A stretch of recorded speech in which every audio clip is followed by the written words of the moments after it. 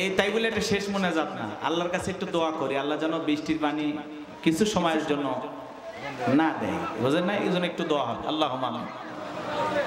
রব্বানা যালামনা আনফুসানা ওয়া ইল্লাম তাগফির লানা ওয়া তারহামনা লানাকুনান্না মিনাল খাসিরিন। আল্লাহ আমরা তোমার কতিপয় গুনাহগার বান্দা, হে রব্বুল আলামিন, সিরাজগঞ্জের জমিনে বসে কোরআন এবং সুন্নাহর আলোকে আমরা কথা বলতেছি, শুনতেছি। আল্লাহ এই জায়গায় তোমার রহমতের বৃষ্টি নাজিল হয়েছে। আল্লাহ দয়া করে আধা ঘন্টা 40 মিনিট এই জায়গায় বৃষ্টি দিও না, একটু রহমত কয়রা দয়া করো ও মালিক। আপাতত 40 মিনিট এই জায়গায় যেন বৃষ্টিটা বন্ধ থাকে। আল্লাহ একটু দয়া করো। আল্লাহ তোমার গোলামেরা কোরআন শোনার জন্য বাড়ি থেকে ছুটে এসেছে। আল্লাহ একটু রহমত করো, একটু দয়া করো। আল্লাহ আল্লাহ তাআলা সব ফয়সালা তোমার আসমান থেকে হয়। তুমি বৃষ্টি দিলে আমরা কিচ্ছু করতে পারবো না, সব তোমার ইচ্ছা। আল্লাহ তুমি বৃষ্টি দিলে আমরা আলহামদুলিল্লাহ খুশি তোমার উপর। আল্লাহ দয়া করে যদি তুমি মনে করো আল্লাহ তোমার গোলামেরা কিছু কথা শুনবে আর আমি কিছু কথা বলবো, আল্লাহ তোমার যদি দয়া হয়, আল্লাহ আমাদের মধ্যে কত তাহাজ্জুদ পড়া বান্দারা হাত তুলেছে, আলেম ওলামা, মসজিদের ইমাম মুয়াজ্জিন, আল্লাহ দাড়ি ফাঁকা মুরব্বীরা, হাজী সাহেবেরা, তলাবুল ইলমেরা, ছাত্ররা, মা বোনেরা হাত তুলেছে। আল্লাহ যার হাত দোকানা পছন্দ হয়, আল্লাহ তোমার ওই প্রিয় বান্দার ওসিলায় আল্লাহ কিছু সময় বৃষ্টি বন্ধ করো। আল্লাহ আজকের দোয়াকে কবুল করো। সুবহানা রাব্বিকা রাব্বিল ইজ্জাতি আম্মা ইয়াসিফুন ওয়া সালামুন আলাল মুরসালিন আলহামদুলিল্লাহি রাব্বিল আলামিন। সম্মানিত ভাইয়েরা আমার, বিশ্বনবীর মনটা যখন খারাপ, বাংলাদেশের ঐতিহ্যবাহী সিরাজগঞ্জ জেলার উল্লাপাড়া থানার অন্তর্গত বেতকান্দি পূর্ব ফকিরপাড়া জামি মসজিদের উন্নতি কল্পে আজকের এই বার্ষিক ওয়াজ মাহফিলের সম্মানিত সুযোগ্য অনারেবল প্রেসিডেন্ট জনাব আলহাজ মোহাম্মদ মুক্তার হোসেন মাস্টার, আল্লাহ পাক তার গোলামকে হায়াতে তৈয়বা সিয়াতে কুলিয়া দান করুন, সকলে বলুন আমিন। আজকের প্রোগ্রামের সম্মানিত প্রধান অতিথি, বিশিষ্ট রাজনীতিবিদ, সমাজসেবক, আপনাদের প্রিয় মানুষ জনাব এম আকবর আলী, আল্লাহ পাক তার গোলামকে হায়াতে তৈয়বা সিয়াতে কুলিয়া দান করুন, সকলে বলুন আমিন। আজকের প্রোগ্রামের প্রধান মেহমান জনাব মামুন সিরাজ ইবনে রহিম, আল্লাহ পাক তার গোলামকে হায়াতে তৈয়বা সিয়াতে কুলিয়া দান করুন, সকলে বলুন আমিন। আজকের প্রোগ্রামের বিশেষ অতিথিবৃন্দ, আমন্ত্রিত ওলামায়ে কেরাম, কথা বলেছেন হযরত মাওলানা আব্দুল লতিফ, কথা বলেছেন পীরজাদা হযরত মাওলানা মুহাম্মদ শামসুল হুদা মাহমুদি। সকল আলোচকের আলোচনা আল্লাহ পাক দ্বীনের জন্য, ইসলামের জন্য, কোরআনের খেদমতের জন্য কবুল করুন, সকলে বলুন আমিন। মঞ্চে উপস্থিত সম্মানিত ওলামায়ে কেরাম, সামনে বসা পিতৃ সমতুল্য মুরব্বী বাবাজিরা, কলিজার টুকরা প্রাণপ্রিয় যুবক ভাইরা, ছোট ছোট সোনামানিকেরা, পর্দার আড়ালের সম্মানিত অবলা সরলা আবেদা সালেহা মা ও বোনেরা, প্রশাসনের সম্মানিত পুলিশের ভাইরা, ডিবির ভাইরা, জাতির বিবেক প্রিয় সাংবাদিক বন্ধুগণ, বিভিন্ন রাজনৈতিক দলের সম্মানিত নেতা কর্মী ভাইরা, সবাইকে নিয়ে আরেকটিবার সালাম বিনিময় করছি। আশা করছি সকলেই সালামের জবাব জোরে সুরে দেবেন। আসসালামু আলাইকুম ওয়া রাহমাতুল্লাহি ওয়া বারাকাতুহু। আমরা শুকরিয়া আদায় করতেছি সেই মহান রবের দরবারে, যে আল্লাহ পাক সুবহানাহু ওয়া তাআলা অত্যন্ত দয়া করে, করুণা করে, মায়া করে, মহব্বত করে, ভালোবেসে, পছন্দ করে, অত্র এলাকা থেকে গনে গনে গুণান্বিত করে, যাচাই বাছাই করে, শুধুমাত্র কেবলমাত্র কোরআনুল কারীমের মহব্বতে আজকের মাহফিলে আসার বসার সুযোগ দান করলেন। সে মহান রবের দরবারে সিজদাবনত চিত্তে কালিমাত শুকর আদায় করে পড়ছি আলহামদুলিল্লাহ। হয় নাই কৃপণতা, অলসতা দূর করে মুসলমান হিসাবে সিংহের মতো, বাঘের মতো গর্জন করে আল্লাহর দেয়া জবান দ্বারা দুইটা ঠোঁট নাড়ায় চিৎকার মেরে বলুন আলহামদুলিল্লাহ। পড়ুন রব্বানা লাকাল হামদ হামদান কাসীরান তাইয়িবান মুবারাকান ফি। লক্ষ কোটি দরুদ সালাম মানবতার শ্রেষ্ঠ বন্ধু বিশ্বনবী, বিশ্বনেতা, যে নবী আইয়ামে জাহিলিয়াতের যুগে আগমন করে অসভ্য মানুষগুলোকে সভ্য বানিয়েছেন, অভদ্র মানুষগুলোকে ভদ্র বানিয়েছেন, কোরআন নামের সংবিধান দিয়ে কোরআনের রাজ কায়েম কইরা সোনালী যুগ উপহার দিয়ে মদিনার পাক ভূমিতে শায়িত আছেন। সেটা রাসূলের প্রতি কলিজা ভরা মহব্বত নিয়ে পড়ছি দরুদ ও সালাম। সকলেই পড়ুন সাল্লাল্লাহু আলাইহি ওয়াসাল্লাম। সম্মানিত ভাইরা, আজকের এই প্রোগ্রামে আসতে পেরে, বসতে পেরে আপনারা খুশি না বেজা? কারা কারা বেজার দুই হাত তুলে দেখা। ওই যে মাঝে মাঝে হাত তুলতে চায় দুই একজন। সব জায়গায় তালে তাল মিলালে বিপদ আছে না? খালি জোশ থাকলে হবে না, জোশের সাথে হুশও থাকা লাগবে। কথা বলেন ঠিক কিনা? আজকের মাহফিলে আসতে পেরে বসতে পেরে কারা কারা খুশি, মুখে নিয়ে হাসি, আওয়াজ দে বেশি। আল্লাহ নামের এমন একটি স্লোগান দেবেন, এলাকায় যদি কোনো ইসলাম বিরোধী উই পোকা, সার পোকা, তেলা পোকা থাকে, ওদের কলিজায় যেন কম্পন সৃষ্টি হয়, এমন আওয়াজ তুলতে রাজি আছেন যারা? বীর মুসলমানের মতো দুটি হাত টান টান করে তুলে দেখান তো তারা। লিল্লাহি তাকবীর, লিল্লাহি তাকবীর। আল কোরআনের আলো, আল হাদিসের আলো, দুনিয়ার মুসলিম, সারা বিশ্বের মুসলিম। আমার নেতা তোমার নেতা, আমার নেতা তোমার নেতা। লিল্লাহি তাকবীর। আল কোরআনের আলো, আল হাদিসের আলো, দুর্নীতির আলো। হাত নামান। অনেকে ঝোঁকে তালে বলেই ফেলেছেন দুর্নীতির আলো ঘরে ঘরে জ্বালো। বাংলাদেশে দুর্নীতি দমন কমিশন আছে না নাই?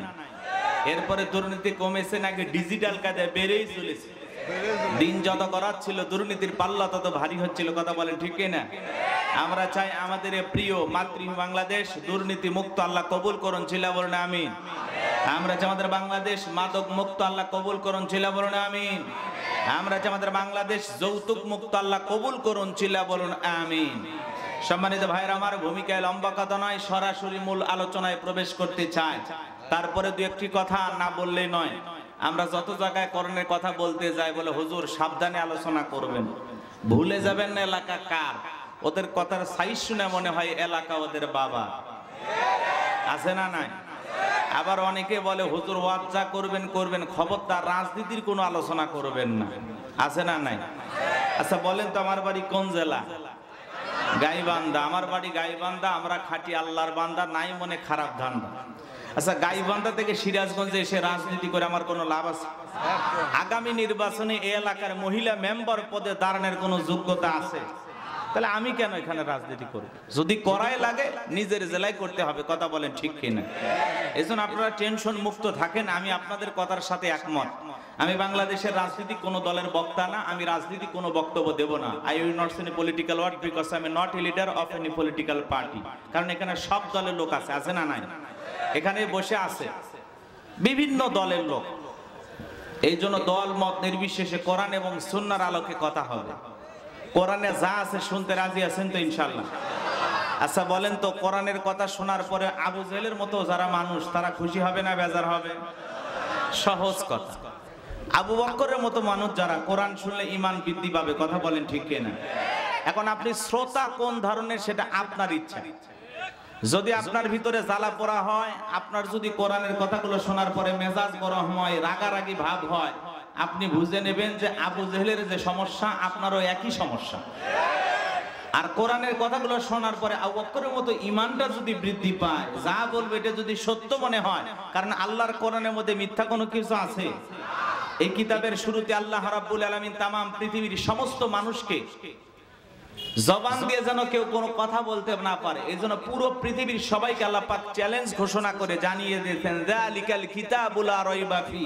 এটি এমন একটি কিতাব যেই কিতাবের মধ্যে কোনো সন্দেহ নাই, কোনো সংশয় নাই, কোনো মিথ্যা নাই, কোনো ধোঁকা নাই। There is no doubt. বলুন আল্লাহু আকবার।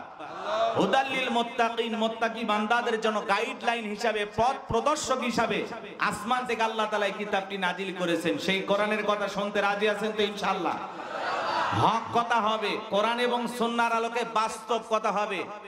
দুনিয়াবাসী আপনারা পরিষ্কারভাবে মনে রাখবেন, আমি রাসূলের একজন উম্মত হিসাবে আপনাদের অভয় দিয়ে বলতে চাই, আমি গোলাম রব্বানী বাংলাদেশের কোন রাজনীতি নিয়ে কথা বলবো না।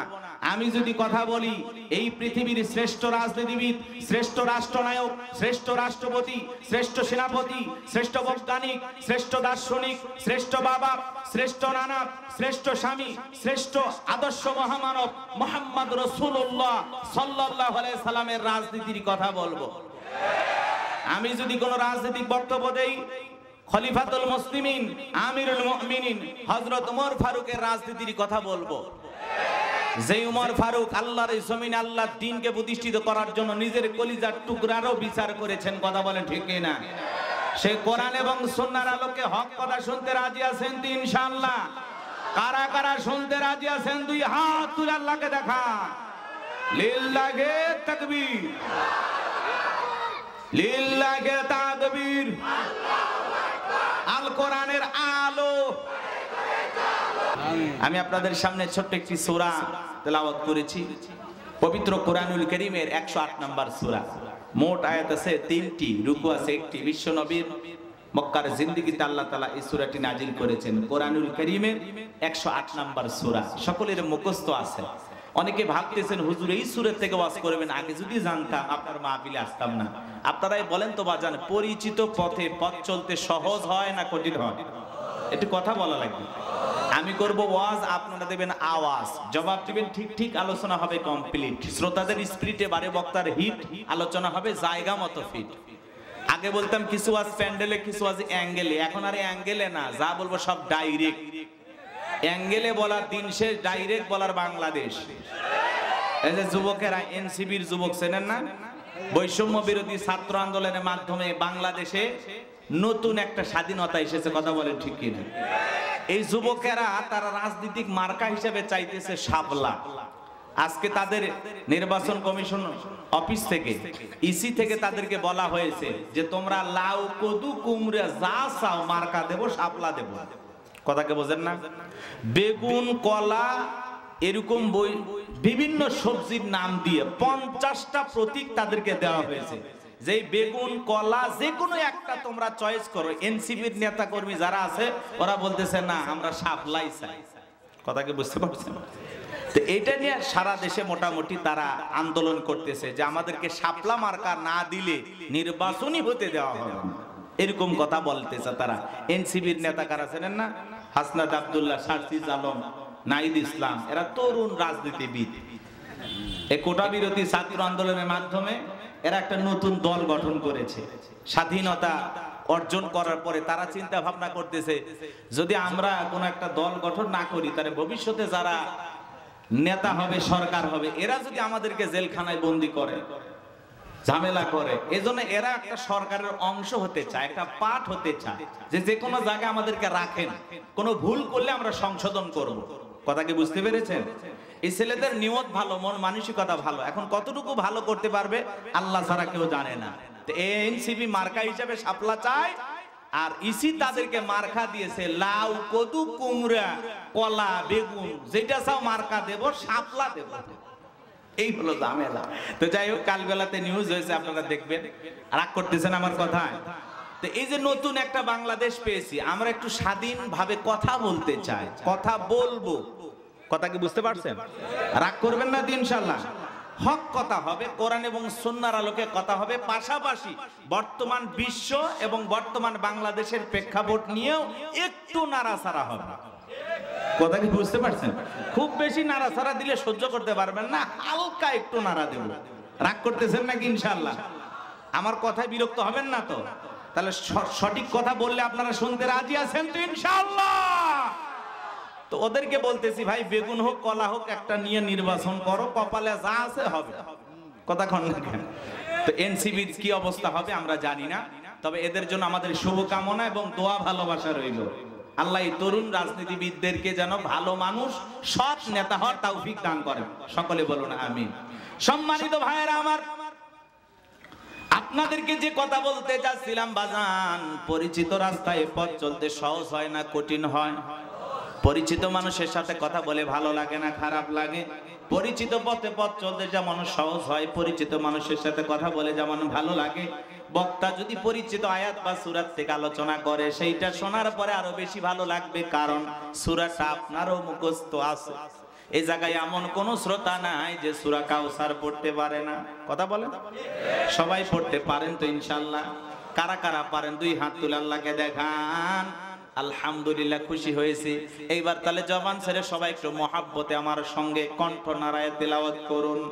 আউযু বিল্লাহি মিনাশ শাইতানির রাজিম। বিসমিল্লাহ রহমানির রহিম। বিতাড়িত মুর্দা শয়তানের কাছ থেকে আল্লাহ পাকের কাছে আশ্রয় প্রার্থনা চাচ্ছি। পরম করুণাময় অসীম দয়ালু আল্লাহ তাআলার নামে শুরু করছি। সবাই একটু জবান ছেড়ে তেলাওয়াত করুন। ইন্না আ'তাইনাকাল কাউসার ফাসাল্লি লিরাব্বিকা ওয়ানহার ইন্না শানিয়াকা হুয়াল আবতার। আল্লাহু আকবার। যে কোনো আয়াত বা সূরার তাফসীর করতে হলে কোন প্রেক্ষাপটে কোন সময় আল্লাহ তাআলা সেই সূরাটি বা আয়াতটি নাজিল করেছেন, সেই নাজিলের প্রেক্ষাপট জানার দরকার আছে না নাই? আরবিতে বলা হয় শানে নজুল। যদি শানে নজুল আলোচনা করা হয় তাহলে তাফসীর বুঝতে সহজ হয়। তাহলে কোন প্রেক্ষাপটে আল্লাহ তাআলা তার হাবিবের উপরে সূরা কাউসার নাজিল করেছেন, সেই নাজিলের সময়কালটা একটু জানার দরকার আছে না নাই? আমি বলবো তো ইনশাআল্লাহ, কষ্ট হবে না? একটা তাকবীর দেন, লিল্লাহি তাকবীর। সম্মানিত ভাইয়েরা আমার, বিশ্ব নবীর প্রিয় সাহাবী হযরতে আনাস রাদিয়াল্লাহু তাআলা আনহু বলেন, নবীজি কাবার হাতিমে হেলান দিয়ে বসা। আমি তাকায়া দেখি নবীজির মনটা ভীষণ খারাপ, মুখটা মলিন, চোখের কোনা দিয়া অশ্রু ঝরতেছে। হযরতে আনাস ডেকে বলেন, কিছুটা সময় অতিবাহিত হয়ে যাওয়ার পরে আমি তাকায়া দেখি আমার নবীজি মুস্কি মুস্কি হাসতেছেন। জোরে বলেন মারহাবা। নবীর মুখে হাসি দেখার পরে হযরতে আনাস রাদিয়াল্লাহু তাআলা জিজ্ঞাসা করলেন, নবী গো, এই মাত্র দেখলাম মনটা খারাপ, মুখটা মলিন, চোখের কোনা দিয়ে অশ্রু ঝরতেছে, আবার কেনই বা মুস্কি মুস্কি হাসতেছেন? কারণটা আমি বুঝতে পারলাম না। নবী আমার দেখে বলে, আনাস, আমার মনটা কেন খারাপ তোমরা জানো, কি তোমার মুস্কি হাসি দেওয়ার পিছনে কারণ কি সেইটা তোমরা জানো না? নবী কেন কাঁদলেন, কেন হাসলেন, এর পিছনে রহস্য আছে না নাই? নবীজির কান্না করার কারণ হলো নবীজির কলিজার টুকরা ছেলে সন্তানগুলো জন্মগ্রহণ করে আর একে একে ছেলে সন্তানগুলো মারা যায়। আবুল কাসেম মারা যায়, আবু তাকের মারা যায়, ইব্রাহিম মারা যায়। বাবা হিসাবে নবীর মনে কষ্ট লাগে কিনা? আপনারাই বলুন, আপনারাই বলুন। কারো সন্তান যদি মারা যায় অবশ্যই সেই মানুষটা মন খারাপ করবে। দিল দিয়ে কথাগুলো বোঝার চেষ্টা করবেন। একে তো সন্তান হারানোর ব্যথা, অন্যদিকে নবীজির কাছের চাচা নাম হলো আবু লাহাব, ডেকে বলে, ভাতিজা, তোমার বংশে বাতি জ্বালানো কেউ থাকলো না, তুমি একটা লেজ কাটা, তুমি একটা নির্বংশ, তুমি একটা হাত পুরে। জোরে কর নাউজুবিল্লাহ। যদিও রাসূলের চারটা কন্যা সন্তান জীবিত ছিল, কিন্তু ছেলে সন্তানগুলো জন্ম নেয় আর একে একে ছেলে সন্তানগুলো মারা যায়, একটা ছেলেও জীবিত থাকলো না। এই পৃথিবীর জমিনে আল্লাহ তাআলা অনেক নবী পাঠিয়েছেন, নবীদের সন্তানও ছিল, কিন্তু বিশ্ব নবীর ছেলে সন্তানগুলো কেন জীবিত থাকলো না? কেন যৌবন বয়স হওয়ার আগে, প্রাপ্ত বয়স হওয়ার আগে আল্লাহ তাআলা কেন তাদেরকে উঠিয়ে নিলেন? এর পিছনে কারণ আছে না নাই? নবীজির ছেলে সন্তানগুলো শিশুকালে বিদায় নেওয়ার পিছনে কারণ আছে তিনটি। জোরে বলেন কয়টি? আর জোরে। নবীর উম্মত হিসেবে জানতে মনে চায় না কি সেই তিনটি কারণ? কেন আল্লাহ তাআলা বিশ্ব নবীর সন্তানগুলোকে শিশুকালেই উঠিয়ে নিলেন? এর পিছনে কি সেই তিনটি রহস্য? কি সেই তিনটি কারণ? নবীর উম্মত হিসেবে কারা কারা জানতে চান? দুই হাত তুলে আল্লাহকে দেখান। লিল্লাহি তাকবীর। হাত নামান আমার ভাইয়েরা। কি সেই তিনটি কারণ যদি আমি বলতে চাই, 3 নাম্বার আয়াতের আলোচনা করা লাগবে। আমি কি 1 নাম্বার আয়াত বাদে 3 নাম্বারে যাব, নাকি আস্তে আস্তে শুরু করা যাক? ধৈর্য আছে তো ভাই ইনশাআল্লাহ? নবীর উম্মত হিসেবে জানতে মনে চায় না? শুনবেন তো ইনশাআল্লাহ? দিল দিয়ে কথাগুলো বোঝার চেষ্টা করবেন বাজান। একে তো সন্তান হারানোর ব্যথা, অন্যদিকে আপন মানুষদের সমালোচনা। আল্লাহ না করুক আপনার আমার সন্তান যদি মারা যায়, কাছের আত্মীয় স্বজনদের উচিত বিপদের দিনে সান্ত্বনা দেওয়া। বাবা তুমি সবর করো, ধৈর্য ধারণ করো, জীবন মৃত্যুর মালিক আল্লাহ। আল্লাহ সন্তান দিয়েছে, আল্লাহ নিয়েছে, মন খারাপ করো না। আল্লাহ যদি চাই বছর না ঘুরতে আবারও তোমাদের ঘর আলোকিত করে সন্তান দিতে পারেন, তিনি কে? তাহলে কাছের মানুষদের উচিত বিপদের দিনে সান্ত্বনা দেওয়া। কিন্তু নবীর চাচা আবু লাহাব এতটাই খারাপ, সান্ত্বনা দেওয়া দূরের কথা, ডেকে বলে, ভাতিজা, তুমি একটা লেজ কাটা, তুমি একটা নির্বংশ, তোমার বংশে বাতি জ্বালানো কেউ থাকলো না। চিৎকার মেরে বলুন নাউজুবিল্লাহ। দিল দিয়া কথাগুলো বোঝার চেষ্টা করবেন বাজান। একে তো সন্তান হারানোর ব্যথা, অন্যদিকে আপন মানুষদের সমালোচনা, অন্যদিকে সাহাবায়ে কেরাম যারা ইসলাম ধর্ম গ্রহণ করে কাফের বেঈমানরা তাদের উপর নির্যাতন জুলুমের স্টিম রোলার চালায়। হযরতে বেলাল তখনও কালেমা পড়ে মুসলমান হন নাই। নবীজি রাতের বেলায় দার আরকামে বসা, হযরতে বেলাল বিশ্ব নবীর দরবারে উপস্থিত হয়ে গেলেন।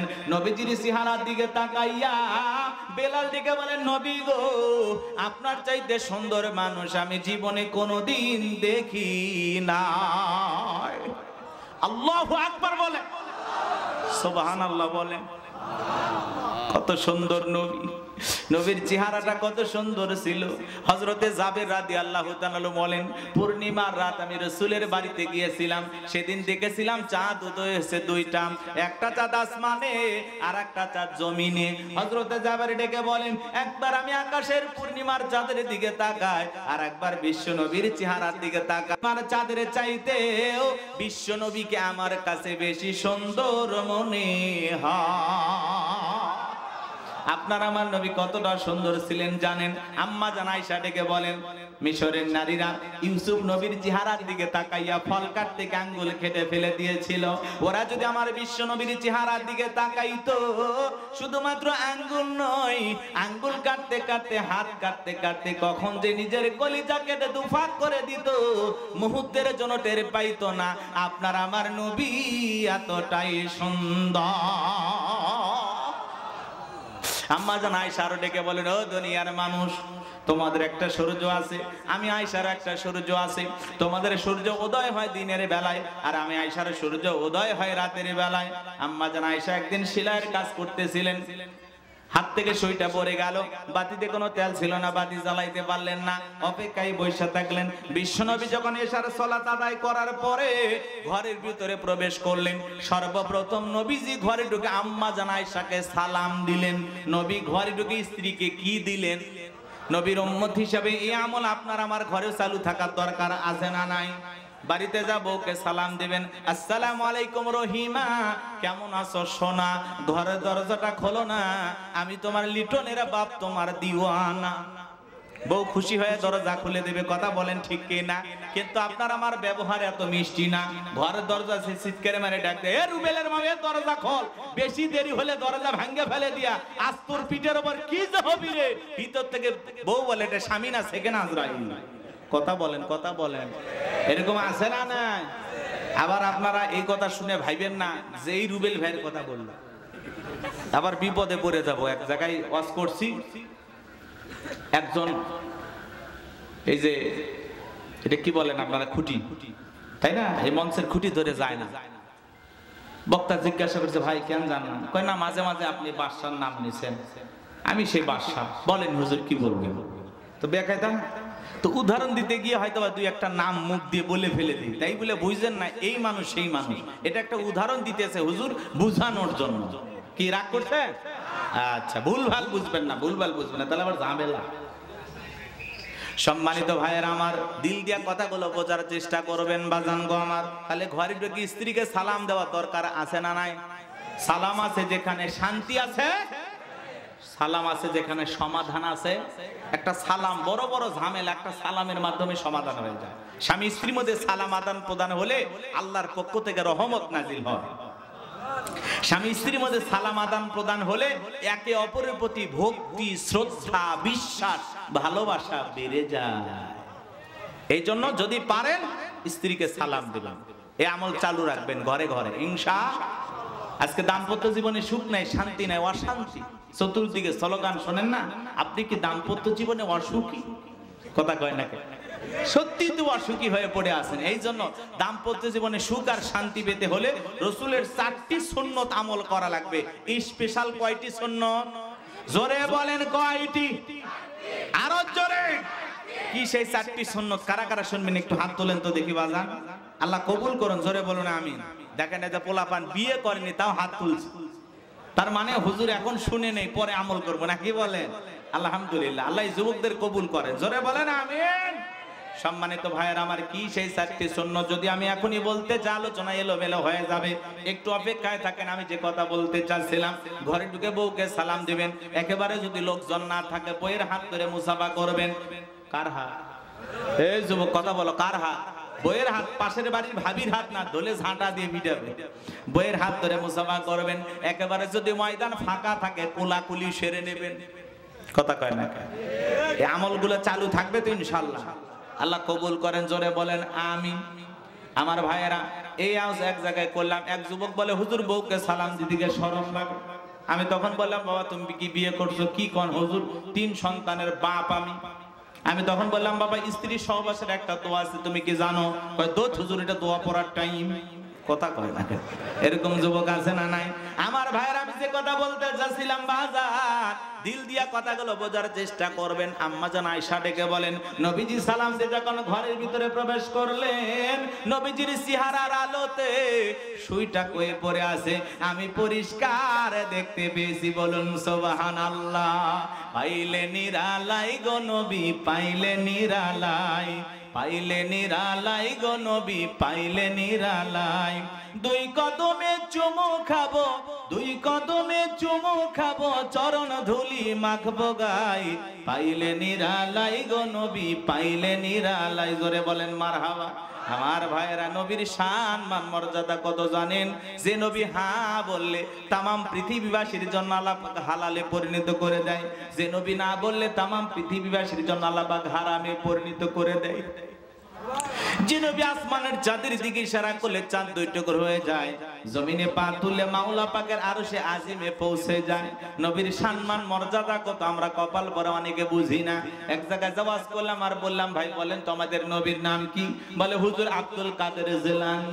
পীর সাহেবের নাম মুখস্থ আছে, কিন্তু কপাল পরে রাসূলের নামটাও বলতে পারে না। কথা বলে।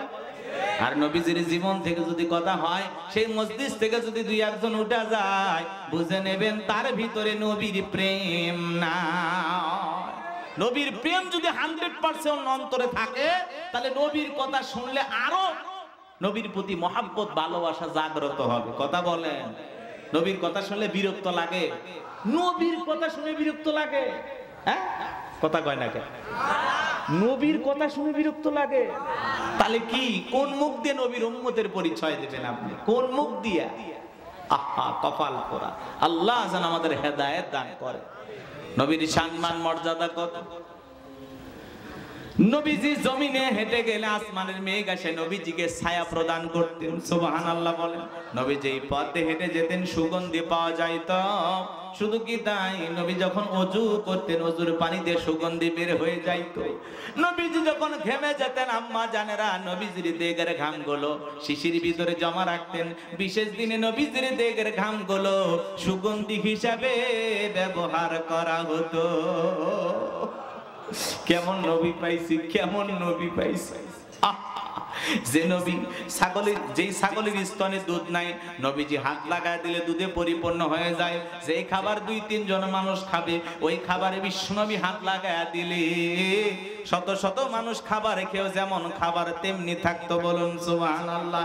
সেই নবীর কাছে বেলাল, কথা মনে আছে না নাই? ডেকে বলেন, নবী গো, আপনি ইসলামের দাওয়াত দেন, কালেমার দাওয়াত দেন, আমার একটু কালেমা পড়ে মুসলমান বানায়া দেন।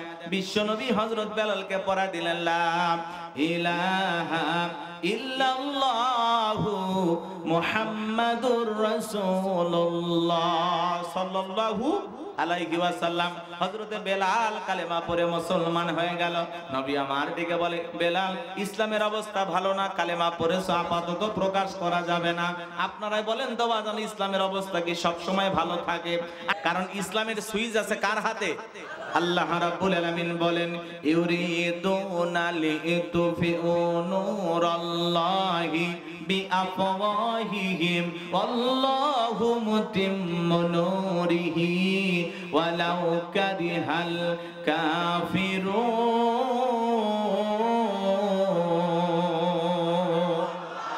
সূরা সফ আয়াত নাম্বার 8 আল্লাহ রাব্বুল আলামিন জানিয়ে দিলেন, কাফেররা চায় মুখের ফুৎকারে দিনের আলোকে, ইসলামের আলোকে, কোরআনের আলোকে নিভায়ে দিতে।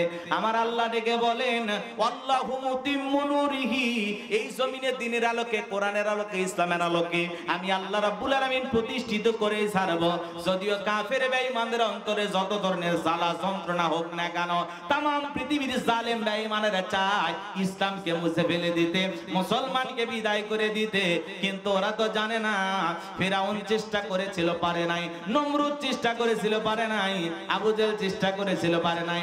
আজও পৃথিবীর জমিনের নেতানিয়াহু সহ, ডোনাল্ড ট্রাম্প সহ, নরেন্দ্র মোদী সহ পৃথিবীর যত জালেম চেষ্টা করুক মুসলমানকে মুছে ফেলে দেবে, ওই জালেমেরাও নমরুদ ফিরাউনের মতো পতন হবে, ওরা কেউ মুসলমানকে বিদায় করতে পারবে না। কারণ মুসলমানের সাথে আছে কে? ইসলাম আলাদের সাথে আছে কে? আমার আল্লাহ ডেকে বলে আমার নাম আল্লাহ, যারা দিতে চায় আমার সাথে পাল্লা, আমি রাখবো না তাদের ঘাড়ের কাল্লা। চিৎকার মেরে বলুন সুবহানাল্লাহ। আল্লাহর সাথে পাল্লা দিয়ে কোনো জালেম টিকতে পারে? জালেমদের শেষ পরিণতি হলো পরাজয়, আর মাজলুমদের শেষ পরিণতি হলো বিজয়। আল্লাহু আকবার বলে। এই জমিনেও যারা মুসলমানের রক্ত নিয়ে খেলা করেছিল, আজকে যারা আছে ক্ষমতার চেয়ে রেখে পালিয়ে গেছে। কথা কয় না? এগুলো বললে তো অনেকে রাগ করে, হুজুর ওইদিকে যাইনি না, আছে না নাই? হোক, কষ্ট দরকার নাই। কে বলবো? বলবো, ঠিক আছে, একটু অপেক্ষা করেন, শেষের দিকে যা বলি। হ্যাঁ হ্যাঁ, এখন না, এখন না, বলবো, আমি নিয়ত করছি বলবো। ওই যে কথায় আছে, পাগলকে যদি বলেন নৌকা নারাস না, ও তখন বলবে মনেই ছিল না। তা আমার অবস্থাও তাই। যত বেশি ঝামেলা করবেন আমি তার চেয়ে বেশি ঝামেলা করবেন। আমাকে শান্ত রাখবেন, আমিও আপনাদেরকে শান্ত রাখবো। কথা কি বুঝতে পারছেন? হ্যাঁ হ্যাঁ, চলেন। কষ্ট হচ্ছে নাকি আপনাদের? এই জন্য বাড়াবাড়ি করতে নাই। যাদের হাতে মুসলমানের রক্ত লেগে আছে, ওই জালেমেরা কখনো ক্ষমতার চেয়ারে টিকে থাকতে পারবে? আজ হোক কাল হোক, ওই জালেমেরা লাঞ্ছিত হবে, অপমানিত হবে। যারা আলেমদেরকে ফাঁসির মঞ্চে ঝুলিয়েছিল, আজকে তারা ক্ষমতার চেয়ারে রেখে পালিয়ে গেছে। কথা বলে ঠিক কিনা? মুসলমানের রক্ত নিয়ে খেলা করবেন, আর আল্লাহ আপনাকে জমিনে টিকিয়ে রাখবে, অত সহজ না। কষ্ট হয়। আল্লাহু আকবার বলতে ভয় পান নাকি? তাহলে আল্লাহু আকবার বলেন না কেন? এই যে মসজিদ যে বানাইছেন, 5 ওয়াক্ত মুয়াজ্জিন কি বলে? হ্যাঁ, ওখানে কোন নেতার নামে আজান হবে? কোন দলের নামে আজান হবে? কার নামে? তাহলে মাথায় রাখবেন। চলেন সামনের দিকে যাই। আল্লাহু আকবার মানে কে বড়? আল্লাহর চাইতে আরো কেউ বড় আছে নাকি মনে হয় আপনাদের? এই মনে হলে ঈমান থাকবে নাকি? আল্লাহ যেন আমাদের হেদায়েত দান করেন। আল্লাহু আকবার। সামনে যাই, বলবো বলবো, মনে দুঃখ জমে আছে, বুঝেন না? 16 বছরের কাজা আদায় করবে, একটু হলে অপেক্ষা করে। আমার ভাইয়েরা চলেন আমি সামনের দিকে যাই। যে কথা বলতে চাচ্ছিলাম, নবী আমার দিকে বলে, বেলাল, ইসলামের অবস্থা ভালো না, কালেমা পড়েছ আপাতত প্রকাশ করা যাবে না। বেলাল দেখে বলে, নবী আমার জীবনের কোনো দাম নাই। আমার মনি বোমাইকে বলেছিলাম, উট দুম্বা ছাগল পেশাব পায়খানা করে দেয়, এই ঘরে থাকতে আমার বড় কষ্ট হয়। ওমাইটাকে বলে, বেলাল রে, উট দুম্বা ছাগলের দাম আমার কাছে আছে, কিন্তু তোর মতো কালো হাফসি বেলালের দাম আমার কাছে নাই। ও নবী আমার জীবনের কোনো দাম নাই, আপনি শুধু আমাকে দোয়া করে দেন, আমি যেন মৃত্যু পর্যন্ত কালেমার পথে টিকে থাকতে পারি। এই কথা বলে হযরতে বেলাল চলে গেলেন। পরের দিন সকালবেলা সূর্য উদয় হয়ে গেছে, অনেকটা বেলা হয়ে গেছে, হযরতে বেলাল দরজা খোলে না। অন্যান্য চাকর বাকর যারা আছে নালিশ নিয়ে চলে গেছে ওমায়ের কাছে, যায় বলেন, তা এখন পর্যন্ত বেলাল দরজা খোলে নাই, তাই নাকি? বলে, হ্যাঁ ঠিক আছে চলো যাই। বেলালের দরজা ডাকতে, এই বেলাল দরজা খোল। হযরতে বেলাল দরজা খোলে না, জোরে করে ধাক্কা মারছে। যখন তাকায়া দেখে, দরজা খুলে যাওয়ার পরে তাকায়া দেখে, যেই রাত্রিতে বেলাল কালেমা পড়ে মুসলমান হয়েছে, ওই রাত্রিতে একটা উট দুম্বা ছাগলের কাছে কোনো পেশাব পায়খানা নাই। জোরে বলেন মারহাবা। এইবার উমাইয়া ডেকে বলে, চাকরের দল, বেলালের বিরুদ্ধে মিথ্যা অভিযোগ দাও। তোমরা যখন ঘুমাচ্ছিলে, বেলাল তখন ময়লা আবর্জনা পরিষ্কার করেছে, তাকায়া দেখো না, একটা উট দুম্বা ছাগলের কাছে কোনো পেশাব পায়খানা নাই। সবাই তাকায় দেখে, কথা তো সত্য। এইবার ওদেরকে ধমক দিয়ে উমাইয়া তাড়ায় দিলেন। এক পা দুপা করে বেলালের কাছে চলে গেলেন। হযরতে বেলাল দেয়ালে পিঠটা লাগায়া জিহ্বা নাড়ায়া জিকির করে কা। এইবার বেলালকে হালকা করে ধাক্কা মারছে, যখন জবান দিয়ে কালেমার আওয়াজ বের হয়েছে, তখন এইবার উমাইয়া ডেকে বলে, বেলাল তোর জবান দিয়ে কি শুনলাম, তুমি কি মুসলমান হয়েছো? হযরতে বেলাল ডেকে বলে, মুসলমান হয় যারা মিথ্যা কথা বলতে পারে না তারা। অকুলু কওলান সাদীদা। আল্লাহু আকবার। মুসলমান হবে যারা সত্য কথা বলবে তারা মুসলমানের কখনো মিথ্যাবাদী হতে পারে না। বেলাল ডেকে বলে গতকাল রাত্রিতে নবীজির হাতে হাত রেখে আমি কালেমা পড়ে মুসলমান হয়েছি। এই কথা শোনার পরে উমাইয়া ডেকে বলে বেলাল রে এখনো সময় আছে, উর্দুম্বা ছাগলের মালিক বানায় দেব, থাকার জন্য ভালো ঘরের ব্যবস্থা করে দেব। বেলাল তুমি ইসলাম ধর্ম ত্যাগ করে আবারও বাপ দাদার ধর্মে ফিরে আসো। হযরতে বেলাল ডেকে বলে উমাইয়া দুনিয়ার কোন পার্থিব সম্পদের বিনিময়ে বেলাল তার ঈমান বিক্রি করবে না। আল্লাহু আকবার। বলে আমার কথা না শুনলে বড় নেতা আবু জেলকে খবর দেব। হযরতে বেলাল ডেকে বলে কোন বড় নেতা ছোট নেতা কাউকে কোন টাইম নাই, আমি দুনিয়ার কোন আবু জেলকে ভয় করি না, আমি ভয় করি আমার আল্লাহকে। আল্লাহ ছাড়া মুমিন দুনিয়ার কাউকে ভয় করা জায়েজ? কথা কয় না জায়েজ? জায়েজ? এইজন্য আল্লাহ ছাড়া অন্তরে রবের ভয় না রবের ভয়, নেতার ভয় নাকি আল্লাহর ভয় মাথায় যেন থাকে। সম্মানিত ভাইয়েরা আমার, দিল দিয়া কথাগুলো বোঝার চেষ্টা করবেন। এইবার উমাইয়া ডেকে বলে বেলাল তাহলে আমার কথা শুনলি না, ঠিক আছে থাক। এই কথা বলে উমাইয়া দৌড়ে চলে গেল আবু জেলের বাড়িতে। যা বলে নেতা সংবাদ খুব খারাপ, আমার বাড়ির কি দোদাস বেলাল কালেমা পড়ে মুসলমান হয়েছে তাই নাকি? বলে হ্যাঁ ঠিক আছে যা আমি আসতেছি। আবু জেলের সাঙ্গ পাঙ্গ ক্যাডার মাস্তান ছিল যাদের কাজই হলো মুসলমানদের উপর নির্যাতন জুলুম চালানো। যারাই কালেমা পড়ে মুসলমান হইতো তাদের উপর নির্যাতন জুলুম চালাইতো। আজও তামাম পৃথিবীর দিকে তাকায় দেখবেন জালেমদের বিশেষ একটা বাহিনী থাকে যাদের কাজই হলো টুপিওয়ালা দাড়িওয়ালা ইমানদারদের উপর নির্যাতন জুলুম চালানো। তাই কি রাগ করতেছেন? গল্প করা যাবে না তো, আপনাদের গল্প আমার কানে আলি ওয়াজের লাইন ভুলে যাব। আচ্ছা চলে যাবেন? বাড়ি কত দূর বললে পারে একসাথেই যায় মুনাজাত করে, কি হবে জীবনে আর দেখা হবে কিনা? হ্যাঁ মিস্টার ভাই থাক, পিছনে কেউ কথা বললেন না, ফোন টোন সব সাইলেন্ট করে রাখেন। এই ঘন্টাখানি এর মধ্যে আমরা ছেড়ে দেবো ইনশাআল্লাহ। কষ্ট হচ্ছে? হ্যাঁ বড় ভাই এই চেয়ার খালি কে কেউ আসবে নাকি?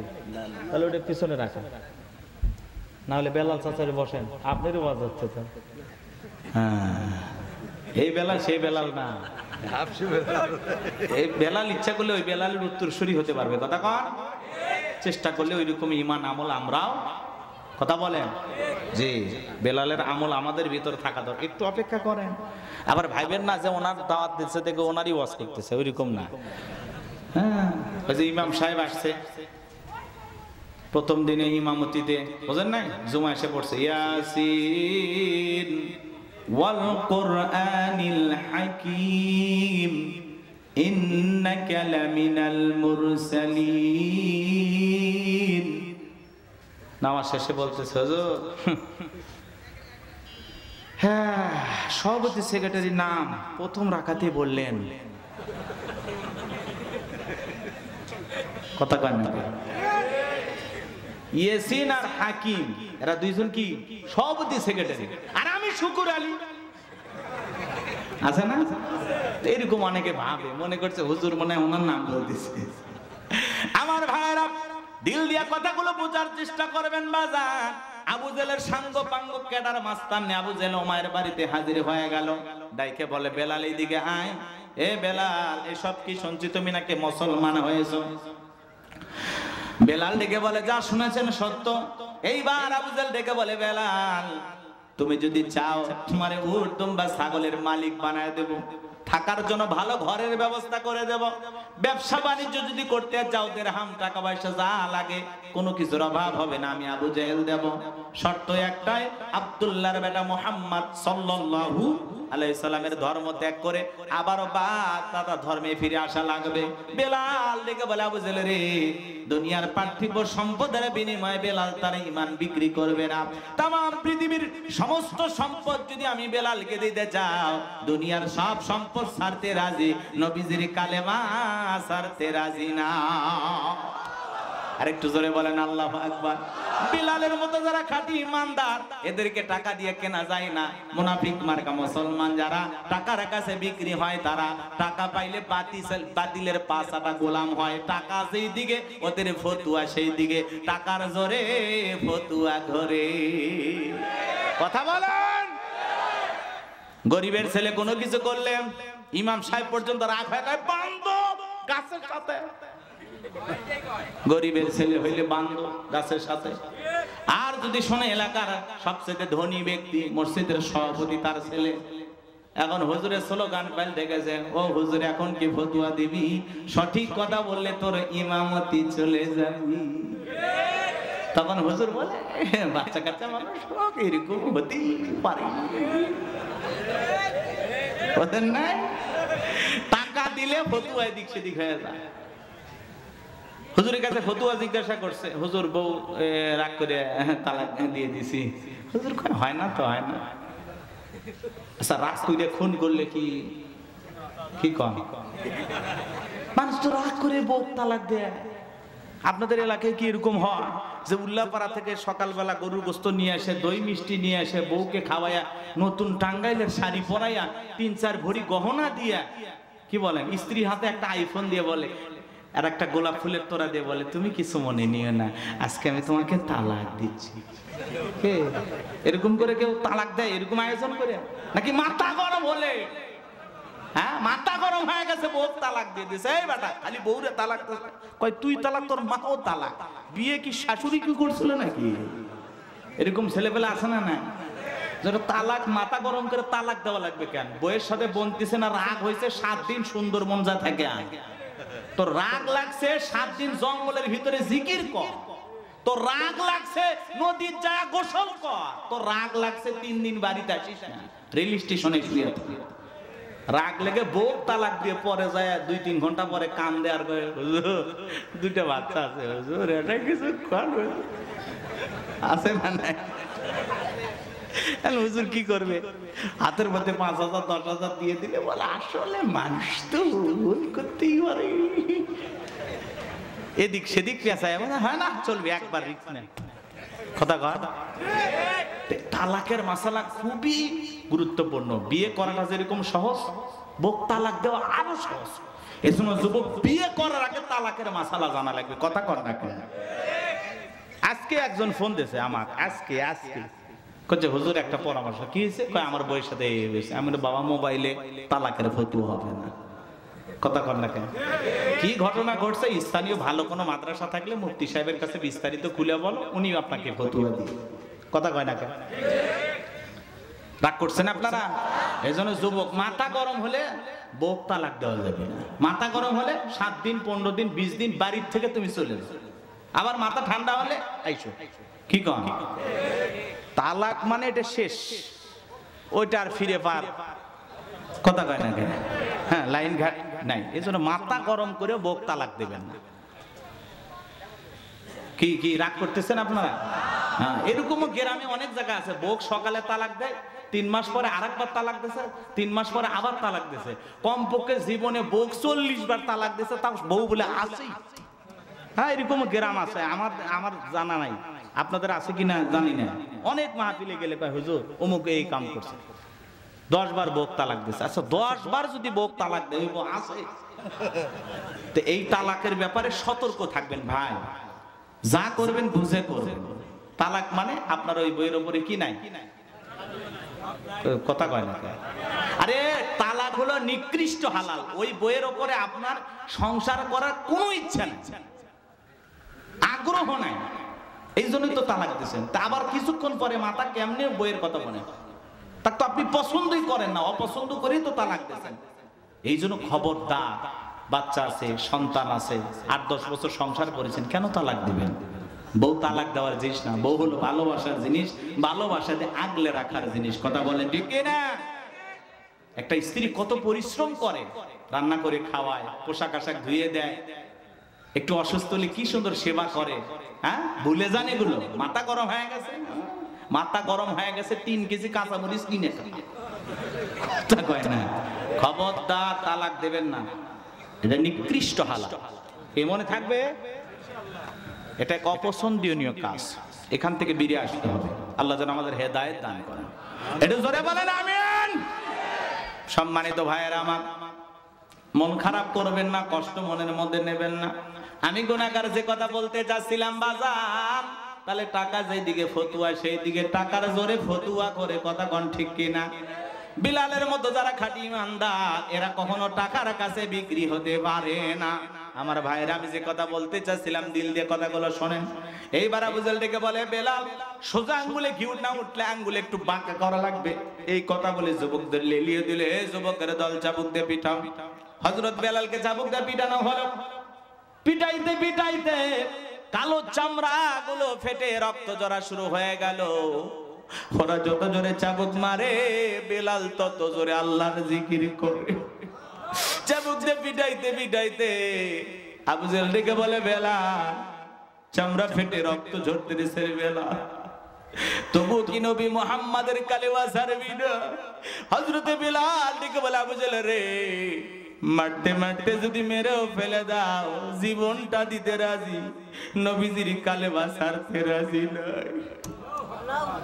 এইবার আবু জাহেল ডেকে বলে, যুবকের দল, বেলালের পায়ে রশি লাগাও, উটের পায়ের সঙ্গে বাঁধো, মরুভূমির উত্তপ্ত গরম বালিতে ছেঁচড়ায় ছেঁচড়ে ঘোরা গেল।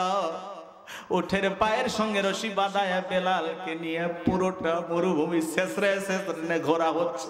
আরবের গরম বালি এত উত্তপ্ত, গরম চাল দিলে মুড়ি হয়ে যায়। উত্তপ্ত গরম বালিতে ছেঁচড়ায় ছেঁচড়ে ঘোরা হচ্ছে। বাবলা গাছের কাঁটা গুলো জিহ্বার ভিতরে পেরেকের মতো মারা গেল। বিকেল বেলা নিয়ে এসে বলে, বেলাল চাবুক দিয়ে পিটাইলাম, পায়ে রশি লাগাইয়া নে ঘুরলাম রে বেলাল, তবুও কি নবী মুহাম্মাদের কালেমা ছাড়বি না? হযরতে বেলাল ডেকে বলে, আবু জাহেল রে, মারতে মারতে যদি মেরেও ফেলে দাও বেলালের নিঃশ্বাস থাকবে যতদিন, বেলাল ইসলামের পথে টিকে থাকবে ততদিন। আল্লাহু আকবার। এইবার আবু জাহেল ডেকে বলে, যুবকের দল যাও, বিশাল বড় একটা পাথর নিয়ে আসা বেলালের বুকের উপরে চাপায়া দাও। বেলাল পাথরের চাপার আঘাতে মারা যাবে, এই কথা ভেবে কয়েকজন যুবক মিলে বড় একটা পাথর বেলালের বুকের চাপাইয়া দিয়ে চলে গেল। হযরতে বেলালের বুকের উপরে পাথর, রক্তাক্ত জিহ্বা, এরপরেও জবান দিয়ে জিকির চালু আছে। কা আপনাকে আমাকে জিকির করার জন্য কেউ মারে না, পেটে না, ধমক দেয় না। ওই সিরাজগঞ্জের মুসলমান তবুও জবান দিয়ে আল্লাহর জিকির আসে না। জিকির করার জন্য আলাদা সময় লাগে না বাজান, আলাদা সময় লাগে না। মাঠে কাজ করতে করতে জিকির করা যায়, দোকানদারি করতে করতে জিকির করা যায়, রিক্সা ভ্যান চালাইতে আল্লাহর জিকির করা যায়, চাকরি করতে অফিসে বসে বসে আল্লাহর জিকির করা যায়। কথা বলেন ঠিক কিনা? হাদিস শরীফের ভিতরে আসছে, যার জিহ্বাটা আল্লাহর জিকিরে ভিজা থাকে, আল্লাহর জিকিরে তরু তাজা থাকে, ওই জিহ্বাওয়ালা মানুষ কোনদিন জাহান্নামের আগুনে জ্বলবে না। বলুন সুবহানাল্লাহ।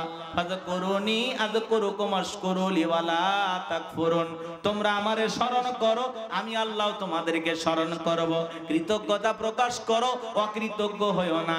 এজন্য জবান দিয়ে সব সময় জিকির করব, সুবহানাল্লাহ, আলহামদুলিল্লাহ, আল্লাহু আকবার, লা ইলাহা ইল্লাল্লাহ, লা ইলাহা ইল্লাল্লাহ, সুবহানাল্লাহি ওয়া বিহামদিহি, সুবহানাল্লাহিল আযীম। সব সময় জবানে জিকির চালু থাকবে। কার? কিন্তু অনেকে সুবহানাল্লাহ সুবহানাল্লাহ সুবহানাল্লাহ সুবহানাল্লাহ সুবহানাল্লাহ এত তাড়াহুড়ো করে পড়ে, সুবহানাল্লাহ স্পষ্ট বলার সময় নাই, তাড়াহুড়ো। আছে না ভাই? হ্যাঁ,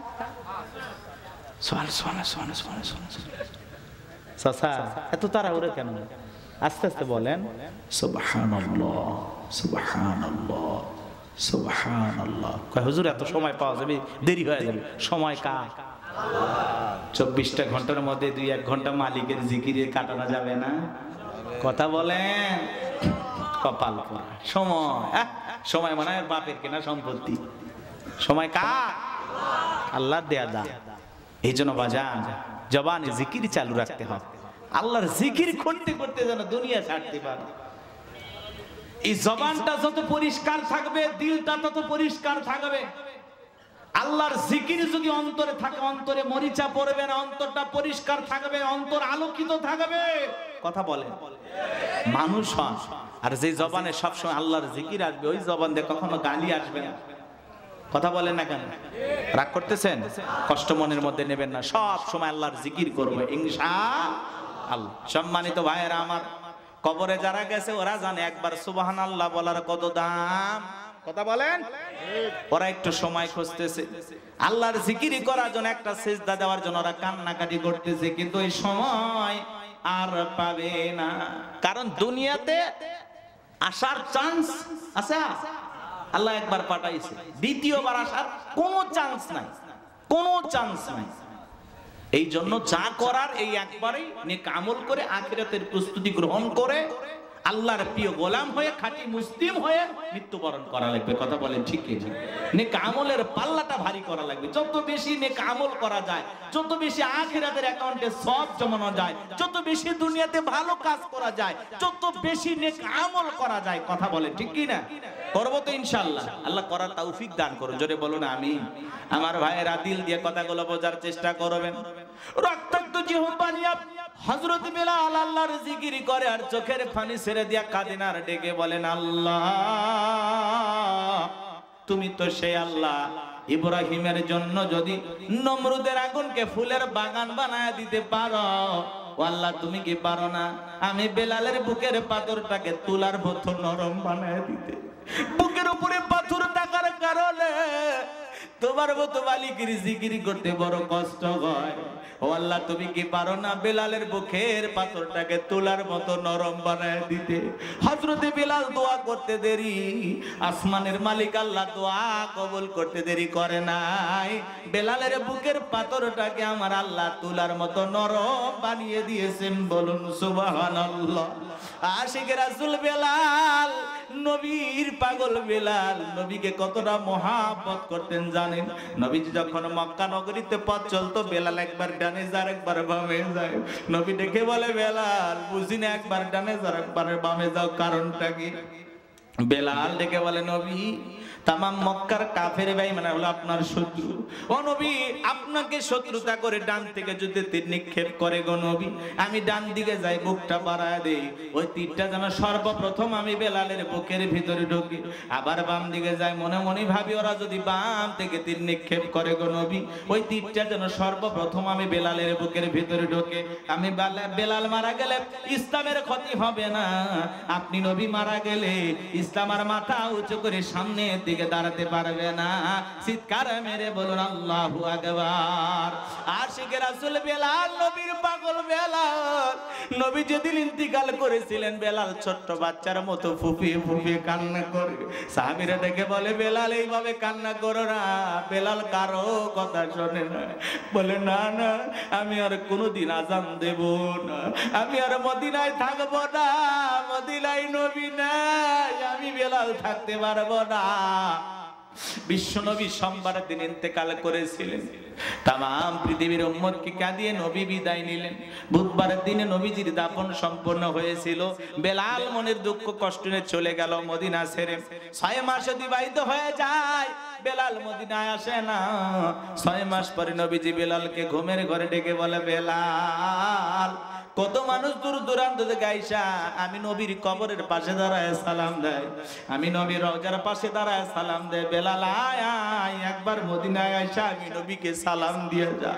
বেলাল নবীকে ঘুমের ঘরে স্বপ্নে দেখার পরে আর দেরি করলেন না। পরের দিন সকালবেলা মদিনার পথে রওনা করলেন। মদিনায় যখন পৌঁছে গেলেন, গলিতে গলিতে খবর পৌঁছে গেল বেলাল আসছে। ছোট ছোট বাচ্চারা পর্যন্ত বলে, মা একটা নজর একটু বেলালকে দেখে আসতে চাই। সবাই দৌড়ে দৌড়ে আসলো, সাহাবা একরাম আসলেন। সবার মুখে একটা কথা, বেলাল দাও না একবার আজান দাও, কতদিন হয়ে গেল তোমার কণ্ঠে আজান শুনতে পাই না। বেলাল ডেকে বলে, না আমি আজান দেওয়ার পরে বিশ্বনবী ইমামতির মুসল্লায় দাঁড়াবে না, আমি বেলাল আর কোনোদিন আজান দেব না। নবীর নাতি হাসান আর হোসাইন দুইটা ভাই, সে বেলাল যখন দুইটা হাত ধরেছে, হোসাইন যখন হাতটা ধরে নানু ভাই বলে ডাক দেয়, ও নানু ভাই, নানাও চলে গেছে, তুমি আমাদের ছেড়ে চলে গেছো, দাও না একবার আজান দাও নানু ভাই, তোমার কণ্ঠে আমরা আজান শুনতে চাই। হযরতে হোসাইন যখন নানু ভাই বলে ডাক দেয়, বেলাল তাকায়া দেখে হোসাইনের চেহারার মধ্যে মনে হয় বিশ্বনবীর চেহারাটা ভেসে উঠেছে। মনে হয় মদিনা নবী ডাইকা বলে, বেলাল দেন একবার আজান দে, আমি নবী তোর আজান শুনতে চাই। হোসাইন যখন হাতটা ধরে নানু ভাই নানু বলে ভাই বলে ডাক দেয়, ও নানু ভাই দাও দাও একবার আজান দাও। হোসাইনের অনুরোধের পরে 6 মাস পরে বেলাল আবারও মদিনায় আজান দিলেন। বলুন আল্লাহু আকবার। ঘটনা অনেক লম্বা হবে বাজান, এত সময় আমার হাতেও নাই, আপনাদেরকে কষ্ট দিতে চাই না। আমার ভাইয়েরা, বেলালের উপর নির্যাতন জুলুমের কথা বিশ্বনবীর কান পর্যন্ত যখন পৌঁছে গেল, নবী তখন আবু বকরকে কেটে গেল, আবু বকর বেলালের জন্য একটা কিছু করো। হযরত আবু বকর সিদ্দিক রাদিয়াল্লাহু তাআলা আনহু কয়েক গুণ দাম বেশি দিয়া গোলামীর জীবন থেকে হযরত বেলালকে আজাদ করলেন, মুক্ত করলেন। বলুন আল্লাহু আকবার। এই যখন ইসলামের অবস্থা, একদিকে সন্তান হারানোর ব্যথা, অন্যদিকে সাহাবায়ে কেরামদের উপর নির্যাতন ও জুলুম। আমার ভাইরা, এই জন্য নবীজির মনটা ভীষণ খারাপ। ওই সময় আল্লাহ রাব্বুল আলামিন তারা জিবরাইলকে ডেকে বলেন, এ জিবরাইল, কি হইছে? মোবাইল টোবাইল সাবধানে ফোন। আরে খুব বেশি বৃষ্টি হবে না ইনশাআল্লাহ। কষ্ট হচ্ছে? এই যুবক, তোমাদের জন্য তো ওয়াজই করি নাই, এই যে আইসে গেছে তোমাদের ওয়াজ। যুবকের একটু বসো, বাবা বসো। সবাই একটু হাত তোলেন, আল্লাহুম্মা আমিন। আসলেন আর সাহাবায়ে কেরামদের সামনে তেলাওয়াত করে শুনিয়ে দিলেন। সবাই জবান ছেড়ে আরেকবার তেলাওয়াত করুন। ইন্না আ'তাইনাকাল কাউসার ফাসাল্লি রাব্বিকা ওয়ানহার ইন্না শানিয়াকা হুয়াল আবতার। আল্লাহু আকবার। আল্লাহ রাব্বুল আলামিন বলেন, ইন্না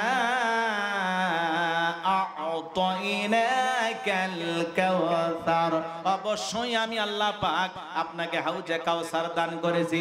এই পৃথিবীর অন্য কোন নবী রাসূলকে আল্লাহ রাব্বুল আলামিন হাউজে কাউসার দান করেন নাই।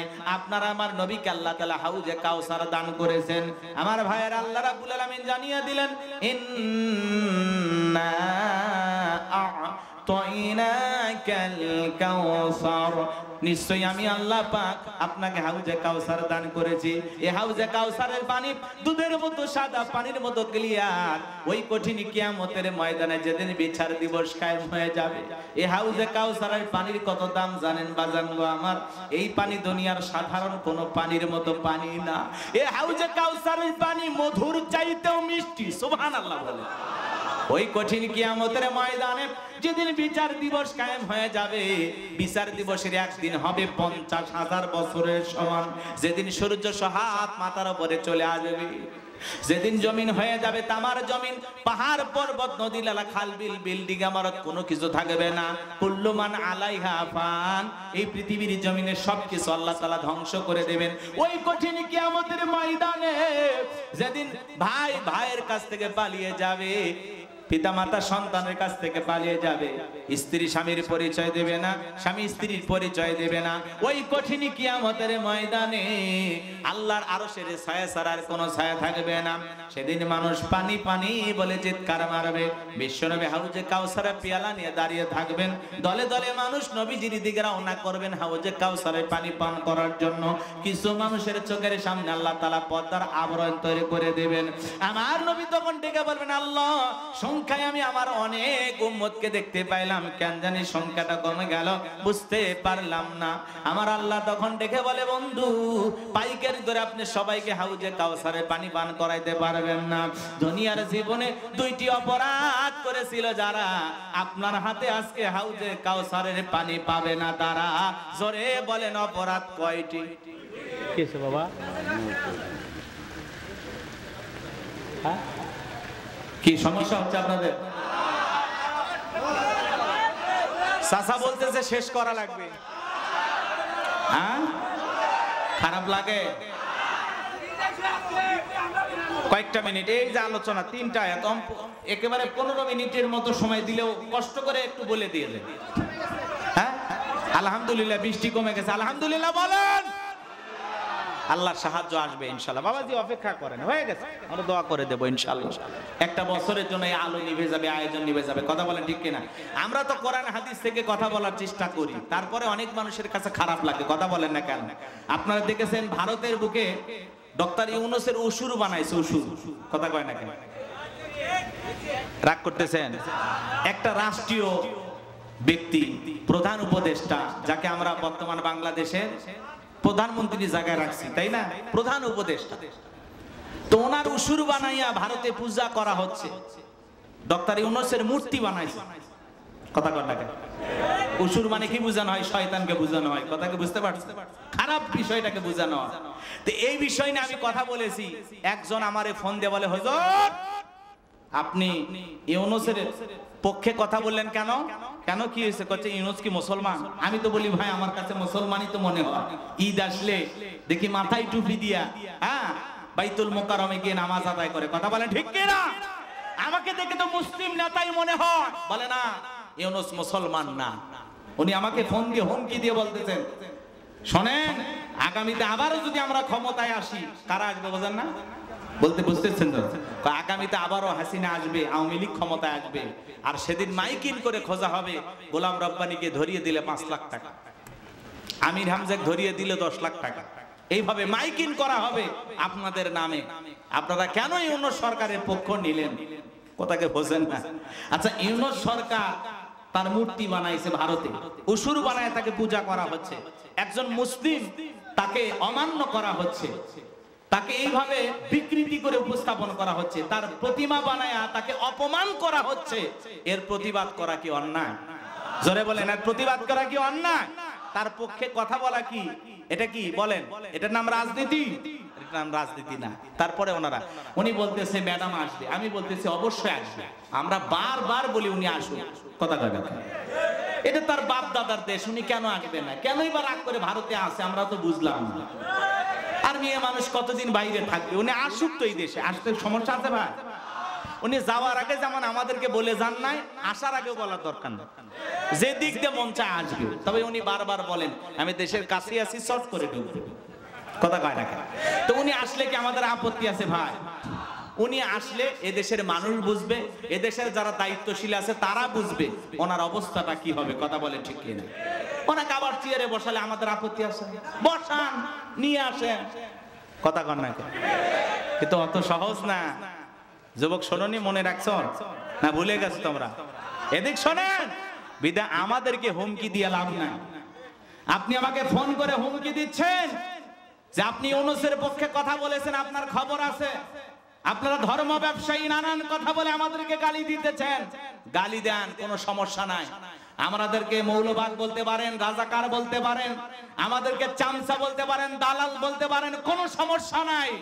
আমরা কোরআন হাদিসের হক কথা বলছি, বাস্তবতা বলছি, সত্যটা উপস্থাপন করার চেষ্টা করতেছি। এগুলো দেখে যদি কেউ আমাদেরকে চোখ রাঙানি দেখায়, মনে রাখবেন কার দিকে চোখ রাঙানি দেখাচ্ছেন। আপনি কি ভুলে গেছেন আমরা মুসলিম জাতির পিতা ইব্রাহিমের সন্তান, যে ইব্রাহিম আল্লাহর খুশির জন্য নমরুদের আগুনে পুড়তেও রাজি। কথা বলেন ঠিক কিনা? আপনি কার দিকে চোখ রাঙানি দেখান? আমরা ইসমাইলের ভাই, যে ইসমাইল আল্লাহর খুশির জন্য সূর্যের নিচে জবাই হইতেও রাজি। আমরা মা হাজেরার সন্তান, যে মা হাজেরা তার হাজার ইসমাইলকে আল্লাহর খুশির জন্য কুরবানি করতে পারে। বিদায় কোনো বাতিলের হুমকি ধুমকিতে কাজ হবে না। আমরা কোরআন হাদিসের কথা বলছি, বলবোই। কোন বাতিলের ভয়ে, কোন জালেম নাস্তিক বেঈমানের ভয়ে আল্লাহর কোরআনের কথা বলা থেকে 1 মিনিট বিরত থাকবো না ইনশাআল্লাহ। বাঁচতে হলে বাঘের মতো বাঁচবো। কথা বলেন না কেন? তাকবীর দিতে চাইলে দেন না কেন? একটা তাকবীর দেন তো দেখি। লিল্লাহে তাকবীর। আমরা বিড়ালের মতো 500 বছর বাঁচতে চাই না, আমরা সিংহের মতো 1 ঘন্টা বাঁচতে চাই। কথা বলেন ঠিক কি না?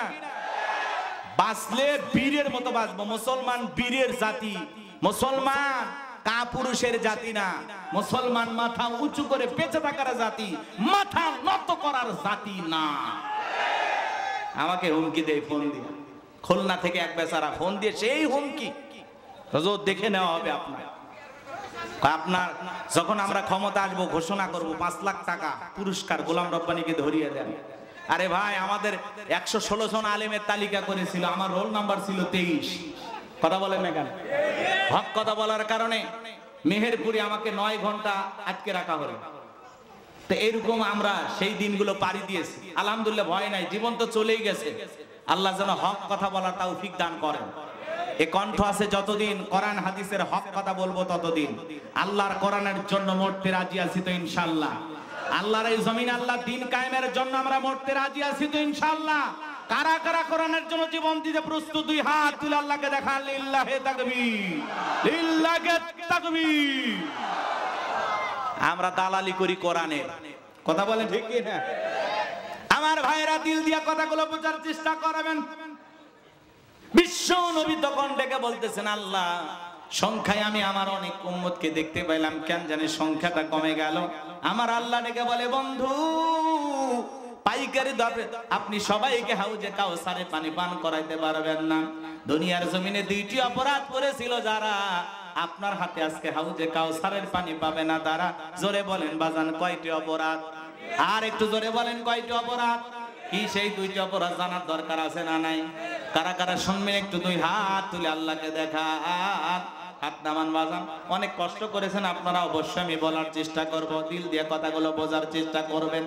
হযরত আবু বকর সিদ্দিক রাদিয়াল্লাহু তাআলা আনহু পেয়ালাগুলো ভরায় দিবেন, মাঝখানে দাঁড়িয়ে থাকবেন হযরত ওমর বিশ্ব নবীর হাতে দিবেন, আর নবীজি তার আদরের উম্মতদেরকে খুঁজে খুঁজে কিয়ামতের ময়দানে হাউজে কাউসারের পানি পান করা দিবেন। বলুন সুবহানাল্লাহ। ও সিরাজগঞ্জের উল্লাপাড়ার মুসলমানেরা, নবীজির হাতে কিয়ামতের ময়দানে কারা কারা হাউজে কাউসারের পানি পান করতে চান? দুই হাত তুলে আমার মালিককে একটাবার দেখান। আল্লাহ তাকায়া দেখো, সিরাজগঞ্জের মানুষেরা কিয়ামতের ময়দানে নবীজির হাতে হাউজে কাউসারের পানি পান করতে চায়। আল্লাহ ওই কঠিন কিয়ামতের ময়দানে আমাদের সবাইকে নবীজির হাতে হাউজে কাউসারের পানি পান করার তৌফিক দান করুন। সকলে বলুন আমিন। আল্লাহ যেন কিয়ামতের ময়দানে আমাদের সবাইকে নবীজির হাতে হাউজে কাউসারের পানি পান করার তৌফিক দান করেন। একটু চিল্লায় বলেন আমিন, আর একটু জোরে বলেন আমিন। কষ্ট হচ্ছে? বিরক্ত হয়েছেন? আহা, নবী হাউজে কাউসারের পিয়ালা নিয়ে দাঁড়ায় আছেন, আপনি নবীকে দেখবেন, নবীজির হাতে হাউজে কাউসারের পানি নেবেন আর পান করবেন। আর নবীজির হাতে এক পেয়ালা হাউজে কাউসারের পানি পান করলে জান্নাতে ঢোকা পর্যন্ত তার তৃষ্ণা মিটে যাবে। বলুন সুবহানাল্লাহ। আর একবার যদি হাউজে কাউসারের পানি পান করতে পারেন আর আল্লাহর আরশের নিচে ছায়া পান, আপনি জান্নাতি কনফার্ম, আপনার আর কোনো টেনশন নাই। বলুন আল্লাহু আকবার। এবার শুনেন, পানি চাইলেই ধোয়া যাবে না। কথা কয় লাগে? পানি কমে গেছে না? বৃষ্টি থামছে না বাজান?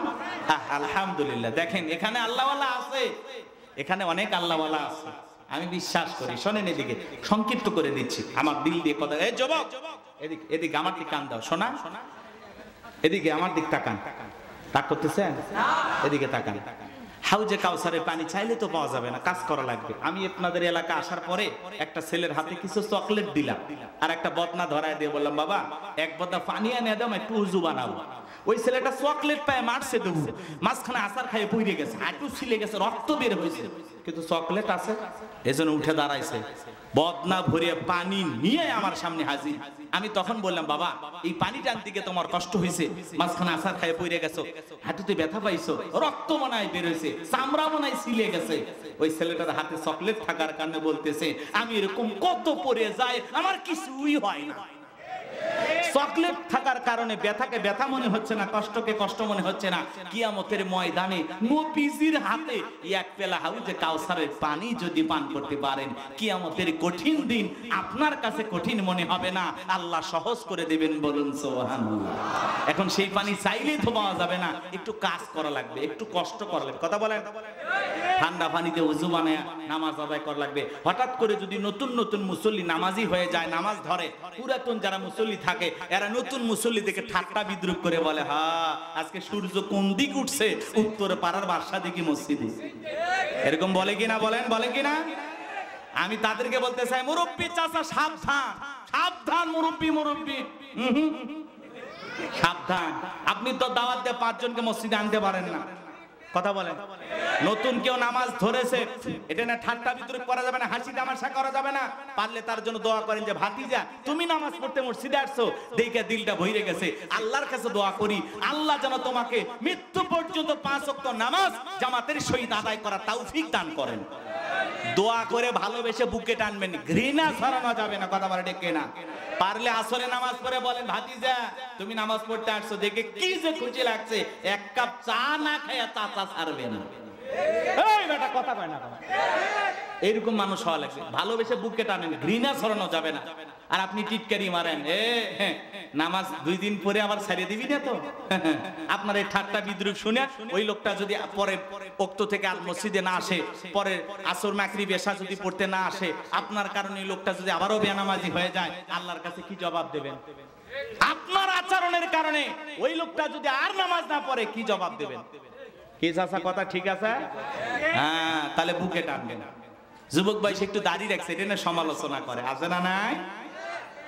যুবক বয়সে দাঁড়িয়ে রেখে বউ নিয়ে ঘুরতে গেছে, কয় ভাবি আসসালামু আলাইকুম, সাথে চাচার খবর কি? বাড়িতে এসে বউ রাগ করে, তোমার সাথে বাহিরে যাওয়া যায় না কেন? ভাই আমারটাকে ভাবি আর তোমারটাকে চাচা। যেই বউ নবীর সুন্নত দাড়িকে মহব্বত করে না, ওই বউ আপনাকে 100% ভালোবাসা দিতে পারে না, কথা বলে ঠিক কি না? এই পৃথিবীর সকল নবীদের মুখে দাড়ি ছিল, কথা কম। এটা রাসূলের সুন্নত। দাড়ি হলো পুরুষের সৌন্দর্য, দাড়ি রাখলে পুরুষকে পুরুষের মতো মন হয়, কথা কম। রাগ করতেছেন আপনারা? দাড়ি রাখবেন ইনশাআল্লাহ। আমরা এটা কার মহব্বতে রাখছি? নবীজির মহব্বতে। মহিলারও দাড়ি নাই, পুরুষেরও দাড়ি নাই, তাহলে কি হইল? তাহলে এই জন্য মুখে দাড়ি রাখবেন ইনশাআল্লাহ, এটা নবীর মহব্বত। কোন কোন যুবক আছো যে হুজুর আজকে আপনার আলোচনা শুনে ওয়াদা দিলাম আমি পুরুষ হতে চাই, আমি মুখে দাড়ি রাখবো। দাড়ি রাখলে হ্যাঁ আলাদা একটা লাভ আছে, বলা যাবে না, এটা গোপন বিষয়, কথা কয় না কেন? কোন কোন যুবক দাড়ি রাখবে হাত তুলে দেখো তো ইনশাআল্লাহ। এই যুবক তোমরা রাখবে তো ইনশাআল্লাহ? আজকের মাহফিলের ওয়াদার কথা মনে থাকবে তো ইনশাআল্লাহ? আল্লাহ তোমার যে গোলামেরা হাত তুলেছে, ওয়াদা দিয়েছে দাড়ি রাখবে, আল্লাহ এদেরকে দাড়ি রেখে ওমরের মতো, আবু বকরের মতো কবুল করে নিয়ে। জোরে বলেন আমিন। আর একটু জোরে বলেন আমিন।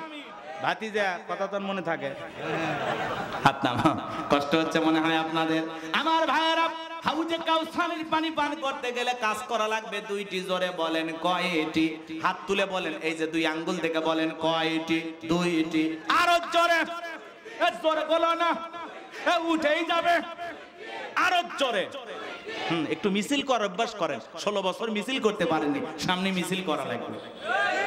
আল্লাহ রাব্বুল আলামিন সেটা 2 নাম্বার আয়াতে জানিয়ে দিলেন। সবাই বলেন ফাসল্লিলি রাব্বিকা ওয়ানহার, বলেন ফাসল্লিলি রাব্বিকা ওয়ানহার। 1 নাম্বার হলো ফাসল্লিলি রাব্বিকা, রবের উদ্দেশ্যে সালাত আদায় করা লাগবে। নামাজ হবে একমাত্র কার জন্য? قل إن صلاتي ونسكي ومحياي ومماتي لله رب العالمين।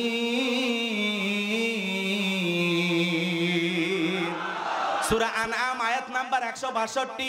আল্লাহ রাব্বুল আলামিন জানিয়ে দিলেন, নবীজি আপনি বলুন আমার নামাজ, আমার কুরবানি, আমার জীবন, আমার মরণ লিল্লাহি রাব্বিল আলামিন, আসমান জমিনের প্রতিপালকের জন্য। তাহলে মুমিন জীবনের সব ইবাদত হবে একমাত্র কার জন্য? ফাসল্লি লিরাব্বিকা ওয়ানহার, রবের উদ্দেশ্যে সালাত নামাজ হবে একমাত্র কার জন্য? قد أفلح المؤمنون الذين هم في صلاتهم خاشعون। অবশ্যই মুমিনরা সফল যারা নিজেদের সালাত বিনয়ের সহিত, নম্রতার সহিত, আল্লাহর ভয় নিয়ে আদায় করে। নামাজ আদায় করব কার ভয়ে? নামাজ যদি নামাজের মতো আদায় করেন, আল্লাহ রাব্বুল আলামিন ডেকে বলেন ফালিয়াবুদু রাব্ব হাযাল বাইত আল্লাযী আত'আমাহুম মিন জু' ওয়া আমানাহুম মিন খাউফ। আল্লাহ রাব্বুল আলামিন জানিয়ে দিলেন এই ঘরের মালিকের ইবাদত করো। শুধু মসজিদ সুন্দর বানাইলে হবে না, মসজিদে নামাজ তাকওয়া লিখে রাখলে চলবে না। যারা মসজিদে নামাজ আদায় করবে তাদের অন্তরেও তাকওয়া থাকা দরকার আছে না? না, কথা বলেন। মসজিদ সুন্দর হলে হবে না, নামাজি, মসজিদ কমিটি, এলাকার মুসলমান তাদেরও সুন্দর হওয়া লাগবে। কথা কন না আপনারা? ভালো করে বোঝার চেষ্টা করবেন। আল্লাহ ডেকে বলেন ওই ঘরের মালিকের ইবাদত করো। নামাজ যদি নামাজের মতো আদায় করতে পারো, ইবাদত ইবাদতের মতো যদি হয়, গোলামি যদি গোলামির মতো হয়, যে বান্দা 5 ওয়াক্ত সালাতে মাথা নত করে আমি আল্লাহকে সিজদা দেবে, আমি আল্লাহ রাব্বুল আলামিন ওই বান্দার জন্য 2টা জিনিস দেব। কয়টা? 1 নাম্বার হলো আমি আল্লাহ রাব্বুল আলামিন তার রিজিকের ব্যবস্থা করব। রিজিক দেওয়ার একমাত্র মালিককে। আপনাদের এলাকা একটা প্রাণী বের হয় গভীর রাত্রে, চিল্লাই কু কয়া চিল্লাই, ওর নাম শিয়াল পণ্ডিত। বলেন তো বাজান, ওর নামে কি উল্লাপাড়া বাজারে মুরগির হোটেল আছে? হ্যাঁ, খাওয়াই কে ওরে? কে খাওয়াই গো? একটা পাখি খালি পেটে নির্ভীক থেকে বের হয়ে যায়, সন্ধ্যাবেলায় পাখির পেটটা ভরে বাসায় ফেরত আসার ব্যবস্থা করেন তিনি কে? আল্লাহ যদি পাখিকে খাওয়ায়, শিয়ালকে খাওয়ায়, আমরা হলাম আশরাফুল মাখলুকাত, কুনতুম খায়রা উম্মাতিন উখরিজাত লিন-নাস। আল্লাহ আমাদেরকে উত্তম জাতি বানাইছেন, মর্যাদার আসনে বসাইছেন। আল্লাহকে আমাদেরকে না খাওয়ায় রাখবেন, রিজিক দেবেন তিনি কে? সে আল্লাহ ডেকে বলেন, ওয়ামা মিন দাব্বাতিন ফিল আরদি ইল্লা আলাল্লাহি রিজকুহা। আল্লাহু আকবার। সূরা হুদের ভিতরে আল্লাহ পাক জানিয়ে দিলেন, এই পৃথিবীতে এমন কোন বিচরণশীল প্রাণী নাই যার রিজিকের ব্যবস্থা আমি আল্লাহ আসমান থেকে করি না। ওই আটলান্টিক মহাসমুদ্রের 33,000 ফিট গভীর অতল পানি নিচে থাকা ছোট্ট একটা প্রাণী, তার রিজিকের ব্যবস্থা আমি আল্লাহ আসমান থেকে করি। তাহলে রিজিক দেওয়ার মালিক তিনি কে? আর 2 নাম্বার, আল্লাহ ডেকে বলে, গোলাম তোমার কোনো ভয় থাকবে না, সকল ভয় থেকে আমি আল্লাহ নিরাপত্তা দেব। সমাজে ভয় আছে না নাই? মেয়েটা কলেজে গেল, একা একা ফিরবে নাকি জামাই সাথী নিয়ে ফিরবে? ভয় আছে না নাই? মেয়েটা স্কুলে গেল, ভালোভাবে ফিরবে নাকি কারো লালসার শিকার হবে? ভয় আছে না নাই? আপনি 2 লাখ টাকা নিয়ে উল্লাপাড়া থেকে আপনার গ্রাম বেতকান্দি আসবেন, মনে মনে ভাবতেছেন, আল্লাহ রাত 2টা বাজে, পকেটে 2 লাখ টাকা, এটা নিয়ে বেতকান্দি পর্যন্ত যাইতে পারবো নাকি ছিনতাইকারীর কবলে পড়ে টাকা জান 2টা হারাবো? ভয় আছে না নাই? কথা কয় না গো? এই সমাজে চুরির ভয় আছে না নাই? চুরি বন্ধ হয় নাই, দুর্নীতি বন্ধ হয় নাই। 54 বছর স্বাধীনতার কেটে গেল, প্রত্যেকবার প্রধানমন্ত্রী হলো মুসলমান, এরপরেও এই দেশের পার্লামেন্টে নামাজের ন্যূনতম বিল কেউ পাস করলো না। কথা বলেন। চুরি বন্ধ হয় না, ডাকাতি বন্ধ হয় না, বন্ধ হয়? চুরি বন্ধ করতে হলে লাগবে কার আইন? কার আইন? মানুষের তৈরি করা আইন দিয়া সমাজে বিচার ব্যবস্থা কায়েম করে চুরি বন্ধ করা যাবে না। চোরকে ধরে নিয়ে যায় জেলখানায়, ডাকাতের সাথে ধাক্কা খায়া ডাকাতের প্রশিক্ষণ নিয়ে আরো বের হয়। এক কথা বলেন। মুরগি চুরি করে জেলখানায় গেছে, ডাকাতের সাথে ধাক্কা খাইছে, ডাকাত বলে কি কেস? কয় মুরগি চুরি। এই বেটা, এই জামানায় মুরগি চুরি চলে? আর প্রশিক্ষণ দিই। কথা কম। লেখা আছে রাখিব নিরাপদ, দেখাবো আলোর পথ, সেখানে অন্ধকার। টাকা দিলে নেশা পাওয়া যায়। হ্যাঁ, খালি টাকা টাকা টাকা দিলে সব পাওয়া যায়। হে রাগ করছে? হ্যাঁ, আলহামদুলিল্লাহ শুরু হোক। টেনশন করেন আপনি। এই 2 জনকে তো আপনারা টাকাটা হালাল করবে দিবেন না? হ্যাঁ, এমনি এক চাচা খেপে আছে, কিন্তু ওই চাচা যদি জানে হুজুর ওয়াজ কম করছে, তাহলে আবার ঝামেলাত পড়ে যাবো। আছে একটু টাকাটা হালাল করে নিয়ে যায় নাকি? করেন রাগ করতেছেন আপনারা? সবাই চলে যান, মাইক চালু থাক, আপনারা বাড়ির থেকে শোনেন। কি কি বলে? বৃষ্টি আসবেই তো। বৃষ্টি কার দেয়া নিয়ামত? খুব বেশি জোরে আসছে? কয়েক মিনিট হয়ে গেছে। হে যুবক, কষ্ট হয়, তাকবীর দাও, লিল্লাহি তাকবীর। তোমরা বুঝাও যে হুজুর আমরা আপনার সাথে আছি। কি বেতকান্দি পর্যন্ত আসো নাকি উল্লাপাড়া পর্যন্ত? বাড়ি পর্যন্ত নাকি? আচ্ছা ঠিক আছে, শোনা, কষ্ট দেব না। এই যুবক, এদিক এদিক, তোমাদের ওয়াজ করা লাগবে, তাছাড়া আমি মাইক ছাড়বো না। তোমাদের জন্য 5 মিনিট হলেও বরাদ্দ আছে। এদিকে শোনেন, চুরি বন্ধ করতে হলে লাগবে কার আইন? আর জোরে বলেন। আজ থেকে 1500 বছর আগে আল্লাহ আইন দিয়েছেন, ওয়াসারিকু ওয়াসারিকাতু ফাকতু আইদিয়াহুমা জাযাআম বিমা কাসাবা নাকালাম মিনাল্লাহ। সূরা মায়েদার 38 নম্বর আয়াতে আল্লাহ আইন দিয়েছেন, চোর পুরুষ হোক আর নারী হোক, আল্লাহর বিধান, আল্লাহর ফয়সালা। অপরাধ প্রমাণিত হলে চোরের হাত কেটে দাও। একটা চোরের হাত কেটে সোশ্যাল মিডিয়ার মাধ্যমে যদি ফালাও করে প্রচার করা হতো, বাংলার পার্লামেন্টে আইন পাস করা হয়েছে, চুরি করলে হাত কেটে দেওয়া হবে। একটা চোরের হাত বাইতুল মুকাররমের সামনে নিয়ে এসে দিবালোকে প্রকাশ্যে যদি কেটে বিচার করা হতো, বাংলাদেশের সমস্ত চোরেরা তওবা করে আল্লাহর ওলি হয়ে যেত। কিন্তু কে শোনে কার কথা? আজও গেল না মনের ব্যথা। এখন উচিত কথা যদি কই, পিঠের ওপর দিয়া যাবে মই। এই আনন্দে কিছু লোক কিনে খাবে বগুড়ার স্পেশাল দই। যত দোষ নন্দ ঘোষ, সত্যটা বললে দোষ, করলে অন্যায়ের প্রতিবাদ, নামটা হবে তোমার মৌলবাদ, নামটা হবে তোমার জঙ্গিবাদ। এই মৌলবাদের ট্যাগ লাগায়া, রাজাকারের ট্যাগ লাগায়া আর চলবে না। কথা বলা ঠিক কিনা? রাগ করতেছে? আল্লাহর আইন কেন চালু করতে চায় না? কারণ নেতা জানে আমি যে পরিমাণে দুর্নীতি করছি, প্রথম হাত আমার কাটা যাবে। এই দেশের নেতারা দুর্নীতি করেনি? হ্যাঁ, 11 লক্ষ কোটি টাকা দুর্নীতি করে বিদেশে পাচার করেছে। কথা বলেন ঠিক কিনা? কোটি কোটি টাকা দামের গাড়িতে নেতা চড়ে, আর জনগণ ওই রিক্সা ভ্যান আগে যেরকম চালাইতো ওইভাবে।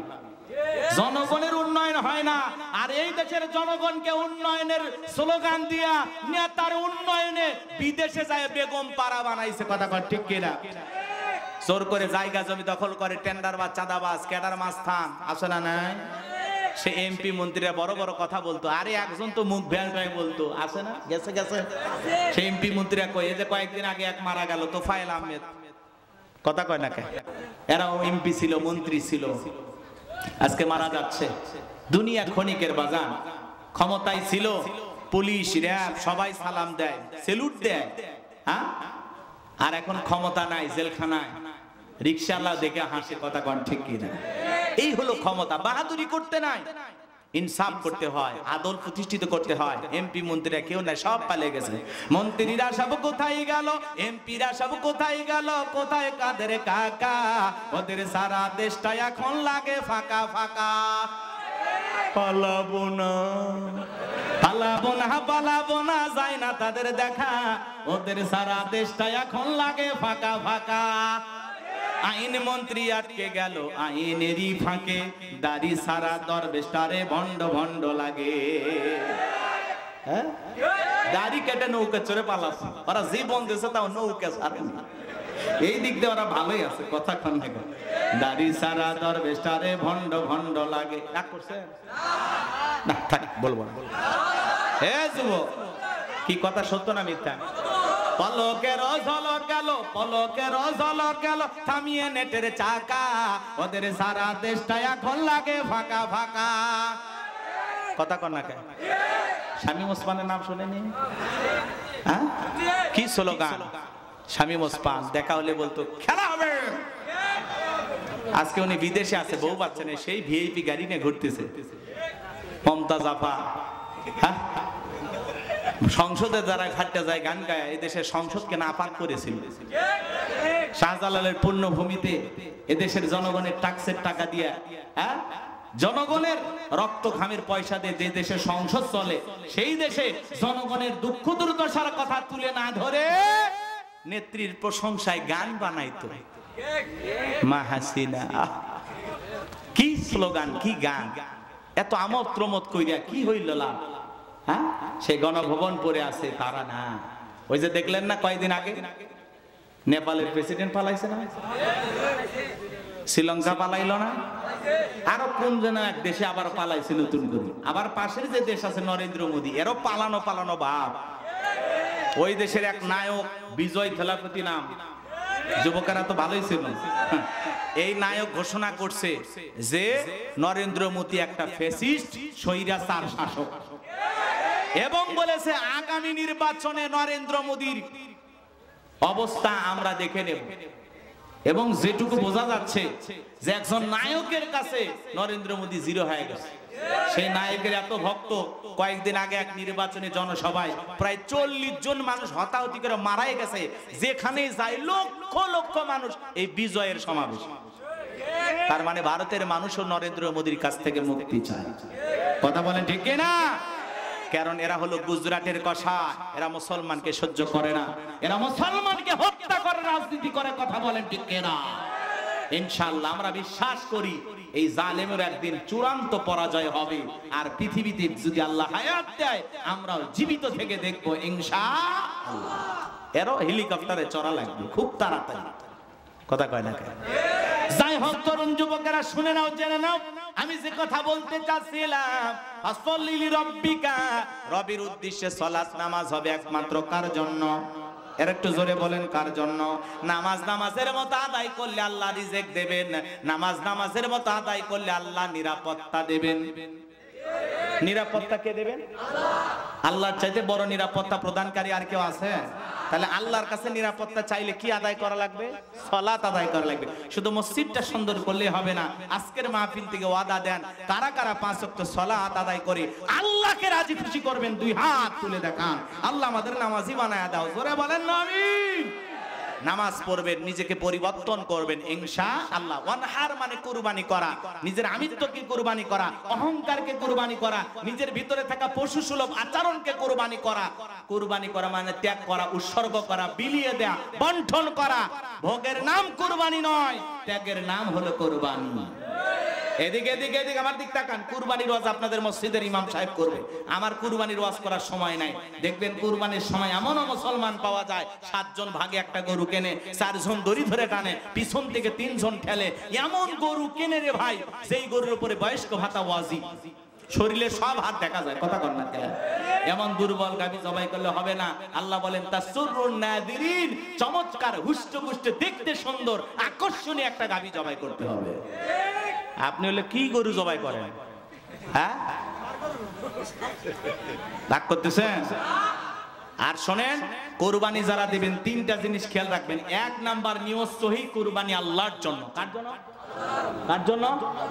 আর 2 নাম্বার টাকাটা হালাল হওয়া লাগবে, ইনকামটা। সুদের টাকা, ঘুষের টাকা, হারাম উপার্জনের টাকা দিয়ে কুরবানি দিলে হবে। আল্লাহ পবিত্র, তিনি পবিত্র বস্তুকে ভালোবাসেন। ঠিক আছে তো ইনশাআল্লাহ? আর এদিক 3 নাম্বার, কুরবানি যে দিচ্ছেন গোশত খাওয়ার আশা? হ্যাঁ, পাশের প্রতিবেশী গরিব মশলা বাইটা বসে থাকে আর আপনি ফ্রিজে ভরাইতেছেন। ওই গরিবকে আগে দেন, তারে মুখে হাসি ফুটান, ওই গরিবের ঘরে 1 কেজি 2 কেজি পৌঁছায় দেন। ওই পরিবারের মুখে হাসি ফুটাইলে আরশের মালিক আল্লাহ খুশি হবে। আর আমরা খালি ফ্রিজ ভরান শিখছি। আবার হুজুরের কাছে ফতুয়া জিজ্ঞাসা করে, হুজুর ফ্রিজে কতদিন রেখে খাওয়া যায়? হ্যাঁ, এই কুরবানির গোশত পরের কুরবানি পর্যন্ত নিয়ে যায়। বিয়ে কইতেছে, বিয়ে গোশত এত শক্ত লাগতেছে, ব্যাপারটা কি? কই কুরবানির গোশত ফ্রিজে ছিল তো। ওরে বাবা, এরকম মুসলমান আছে না? এজন্য প্রতিবেশী গরিব দুঃখী অসহায় এদেরকে দিয়ে খাবেন ইনশাআল্লাহ। হ্যাঁ, গরিব দুঃখী অসহায় চাইতে আসলে ফেরত দেবেন না, 2-1 টুকরা করে দিয়ে দেবেন ইনশাআল্লাহ। আল্লাহ আপনাকে ধনী বানাইছে, দেওয়ার সামর্থ্য দিয়েছে, আপনি কুরবানি দাতা হিসেবে আল্লাহ কবুল করছে। আল্লাহ আমাদের সবার মন মানসিকতা পরিবর্তন করে দেন। জোরে বলেন আমিন। আমরা কুরবানি করব কার জন্য? আল্লাহর জন্য। আল্লাহর জন্য কুরবানি করতে রাজি আছি তো ইনশাআল্লাহ? এবার শেষ আয়াত, যুবক রেডি থাকো, তোমাদের ওয়াজ এসে গেছে। আল্লাহ রাব্বুল আলামিন বলেন, ইন্না শানিয়াকা হুয়াল আবতার। আল্লাহু আকবার বলেন। আমার আল্লাহ দিকে বলেন, নবী গো, যারা আপনাকে লেসকাটা দিয়ে বংশ বলে, আপনি মন খারাপ করবেন না, কষ্ট মনের মধ্যে নেবেন না। ওই আবুল আবুদ বা সাইবদের বংশে বাতি জ্বালানো কেউ থাকবে না।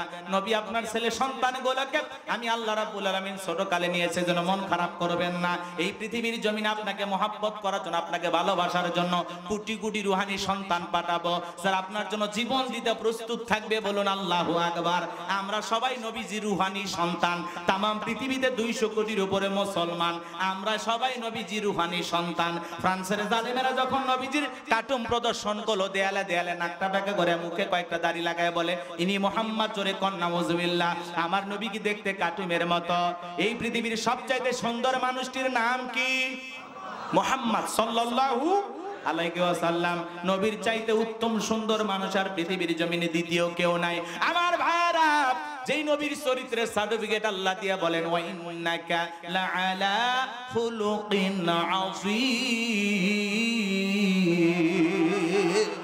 আমার আল্লাহ দেখে বলেন নবী গো আপনি হলেন পুত পবিত্র মহান চরিত্রের অধিকারী।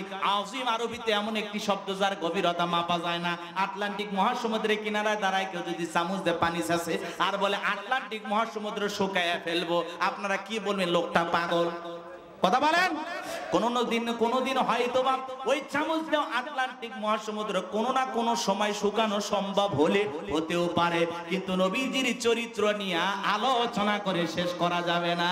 চিৎকার মেরে বলুন সুবহানাল্লাহ। যে নবী 63 বছরের জিন্দেগিতে একটি মিথ্যা কথা বলেননি। আল্লাহু আকবার বলেন। জীবনে কখনো তুমি মিথ্যে বলনি, তাই তো তোমায় পেতে কাঁদে ধরনি। মারহাবা বলেন। 63 বছরের জিন্দেগিতে একটি মিথ্যা কথা বলেননি মুহাম্মদ সাল্লাল্লাহু আলাইহি ওয়াসাল্লাম। এমন নেতা কি সমাজে আছে?